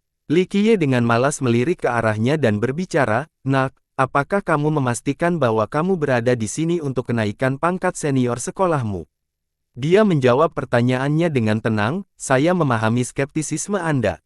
Sebenarnya saya memang di sini untuk menaikkan senior saya." "Lalu apa?" Dia menilai tehnya sekali lagi sambil memandangnya dengan bebas. Bangsawan muda pasti telah bertemu Veda Vajra. Dia sangat pintar. Saat lahir, dia menerima tulang jiwa tingkat keabadian dan mampu melihat segala sesuatu secara langsung hingga ke esensinya. Ini diperkuat setelah dia benar-benar memahami wangi Dao. Li Qiye bersenandung setuju. Dia menunggunya untuk melanjutkan. Dia melanjutkan, saya tidak akan menyembunyikannya dari Yang Nobel. Alasan sebenarnya saya datang ke dataran tinggi adalah untuk kenaikan. Mendapatkan harta karun dari Veda Vajra adalah ide yang muncul secara tiba-tiba. Apa yang terjadi selanjutnya? Dia tersenyum santai. Dia menjawab, saya pikir Anda pasti akan datang ke dataran tinggi, dan jika itu masalahnya, dunia iblis kekaisaran kecil pasti akan terbuka, menandakan kemunculan kuil nihility. Setelah dibimbing oleh leluhur saya mempelajari bahasa dunia kecil ini, jadi saya pergi ke Vajra untuk menukar hartanya. Agak menarik. Li Qiye tertawa, sepertinya kakek tua dari sekolahmu akhirnya muncul. Apa lagi yang kamu ketahui selain ini? Mei Suyao memandangnya dan berbicara, sebenarnya aku ingin tahu lebih banyak tentangmu. Pertarunganmu di Gunung Gatwar membuatmu terkenal, jadi nenek moyang sekolahku segera lari ke sini. Di antara kakek tua di sekolahmu, aku tahu betul bahwa hanya satu dari mereka yang mengetahui rune dari Gunung Gatwar. Dia menyipitkan matanya untuk menatapnya, apa yang dia katakan padamu? Tidak banyak. Dia dengan lembut menggelengkan kepalanya, saya tahu bahwa leluhur mengetahui sesuatu tentang Anda. Saya juga sangat penasaran, terutama tentang identitas Anda. Sayangnya, nenek moyang tidak mau mengungkapkannya. Apakah itu benar? Li Qiye tersenyum seolah dia ada di rumah. Dia menatap tatapannya dengan lugas dan alami dan berbicara tanpa rasa bersalah, saya tidak akan berani menyembunyikannya dari Anda. Setelah melihat ke kedalaman matanya yang terdalam untuk waktu yang lama, Li Qiye akhirnya mengangguk dengan puas. Kakek tua sekolahmu masih belum pikun. Saya kira kebijaksanaan ini akan bertahan selamanya. Li Qiye mengalihkan pandangannya dan berbicara dengan tenang, "Nak, karena aku di sini, aku tidak perlu bicara lebih banyak." Mei Suyao mengeluarkan sebuah kotak tua dan perlahan menyerahkannya kepadanya, setengah dari harta karun itu ada di sini, silakan lihat. Li Qiye membukanya dan melirik benda di dalamnya sebelum menganggukkan kepalanya, di mana separuhnya lagi. Itu diambil kembali oleh leluhur.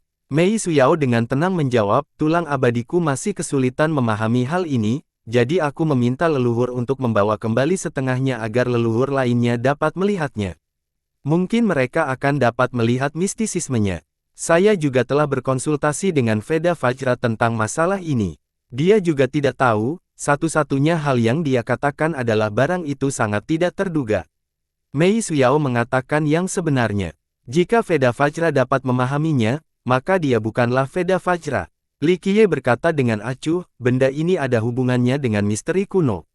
Orang yang tidak tahu tentang legenda kuno tidak akan pernah bisa memahami rahasia benda itu. Dia bertanya dengan rasa ingin tahu, bangsawan muda mengacu pada era sebelum era Desolate.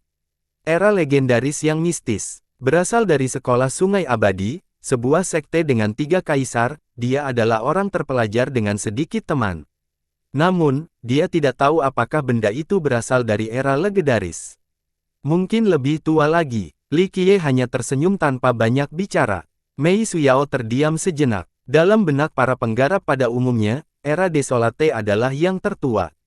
Dia tahu tentang keberadaan era legendaris yang terjadi sebelumnya, tapi era seperti apa yang lebih tua. Li Qiye menyimpan kotak itu dan berkata, saya menginginkan semuanya. Setengahnya sama saja dengan sampah. Jangan khawatir, bangsawan muda.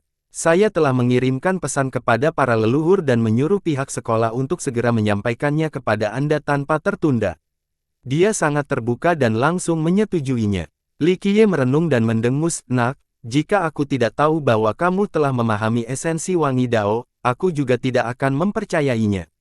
Perubahan yang begitu besar dalam waktu singkat, bahkan bisa disebut metamorfosis. Sebelum datang, saya berharap Anda melakukan tawar-menawar. Sepertinya aku telah meremehkanmu. Tautan ke Patreon kami. Bab awal yang belum diedit tersedia. Apakah upaya negosiasi akan bermanfaat? Dia tersenyum kecut dan sedikit ragu, apakah saya punya ruang untuk menawar? Li Qiye tidak bisa menahan senyumnya sambil menatapnya dan berkata dengan santai, sebenarnya aku penasaran, apa yang kakek tua itu katakan padamu? Dia tersenyum tanpa merespons seperti kuncup bunga yang hampir mekar. Itu adalah keindahan yang luar biasa dan pesona yang tak terbatas. Li Qiye berdiri dan ingin pergi, tapi Mei Suyao berbicara, jika kamu tidak punya tempat tinggal, kamu bisa tinggal di sini. Sekolah kami bersedia menawarkan tempat tinggal kami yang sederhana kepada Anda. Dia kembali memandang dan tersenyum sebelum duduk lagi untuk berkata, nak, ide apa yang kamu punya? Apa rencanamu? Mei Suyao terkekeh. Dia berbicara dengan nada main-main, sepertinya kamu masih berhati-hati terhadapku. Kurasa aku tidak bisa menyalahkanmu. Ini salahku karena ketenangan naif saat itu dan meninggalkan kesan buruk padamu. Li Qiye dengan lembut menenangkan, nak, kamu cantik yang mampu menyebabkan bencana. Tentu saja, saya memahami apa yang dipikirkan kakek tua dari sekolahmu. Namun, aku bahkan lebih penasaran dengan pemikiranmu. Si cantik menawan tersenyum menanggapi, saya bukanlah seseorang yang terlalu rendah hati.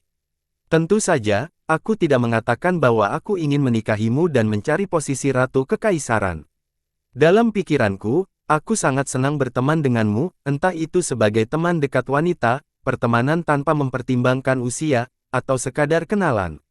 Li Qiye menatapnya sementara dia langsung menyembunyikannya dengan jujur dan alami. Aku percaya kamu. Li Qiye perlahan berkata, namun, kakek tuamu sedang menghitung ayam mereka sebelum menetas. Saya tidak menyalahkan mereka. Sebagai keturunan utama, saya memiliki tanggung jawab besar untuk melaksanakan rencana yang sangat penting bagi pertumbuhan sekolah. Dia berbicara dengan serius, para leluhur berharap untuk mengatur pernikahan di antara kita, terlepas dari identitas Anda. Singkatnya, dia lebih menghargaimu daripada aku. Li Qiye tersenyum. Dia kenal kakek tua dari sekolah. Setelah dia mendapatkan kembali formasi kaisar, lelaki tua ini seharusnya sudah menebak identitasnya. Dapat dipahami jika dia mencoba menjilat. Apakah kamu ingin menikah denganku? Dia langsung bertanya sambil tersenyum ke arah Mei Suyao yang cantik tiada taraf. Wajahnya memerah. Dia sudah cukup cantik, tapi sekarang dia menjadi lebih menawan dengan warna merah ini. Orang akan mabuk hanya dengan sekali pandang. Dia tersenyum dan menatap matanya untuk berbicara terus terang, saya percaya Anda tidak kekurangan wanita. Jika saya menikah dengan Anda atau jika Anda siap menikah dengan saya khawatir istri bukan posisi untuk saya ambil, bukan? Gadis yang cerdas. Li Qiye tersenyum dan tidak berkata apa-apa lagi. Dia balas tersenyum dan berkata, apa yang terjadi, saya tidak berharap menyusahkan Anda dengan masalah ini. Biarkan saja takdir, saya yakin Anda akan memiliki pandangan berbeda tentang saya di masa depan. Tidak perlu menunggu masa depan. Dia memandangnya untuk berkata, saya memiliki pandangan baru tentang Anda sekarang. Jika dikatakan, sebelumnya Anda adalah wanita yang cerdas, maka Anda pastinya adalah wanita yang bijaksana sekarang. Saya merasa terhormat mendengar pujian seperti itu. Dia anggun dan alami saat dia memberinya berkah feminin. Li Qiye cukup senang. Masa lalu kini hilang bersama angin. Dia bukan orang yang picik karena Mei Suyao tetap mengucapkan rendah hati hari ini, itu sudah lebih dari cukup untuk menunjukkan ketulusannya. Saya pikir Anda sudah tahu, tetapi orang-orang dari Sekte Soaring Immortal akan datang.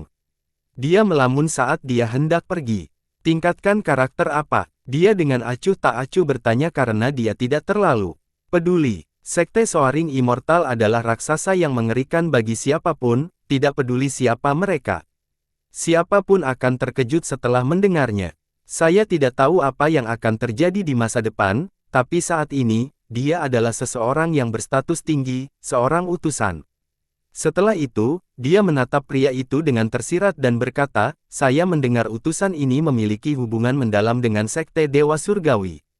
Dalam, apa maksudmu? Dia bertanya sambil tersenyum. Mei Suyao menjelaskan, rumor mengatakan bahwa utusan ini menikah dengan orang suci dari Sekte Dewa Surgawi ketika dia masih muda di era Dao yang sulit. Agak menarik, Li Qiye mengusap dagunya dengan geli. Sekte Dewa Surgawi dan dupa pembersihan dulunya adalah musuh bebuyutan. Saat itu, Sekte Dewa Surgawi mengalahkan dupa pembersihan dan merebut wilayahnya. Mei Suyao melanjutkan, orang suci dari Sekte Dewa Surgawi saat ini disebut orang suci surgawi yang melonjak sedangkan bibinya adalah istri pertama dari utusan ini. Dia memandangnya pada saat ini dan menambahkan, beberapa waktu lalu, Raja Muda Klan Nantian juga menjalin hubungan baik dengan orang suci surgawi yang melonjak.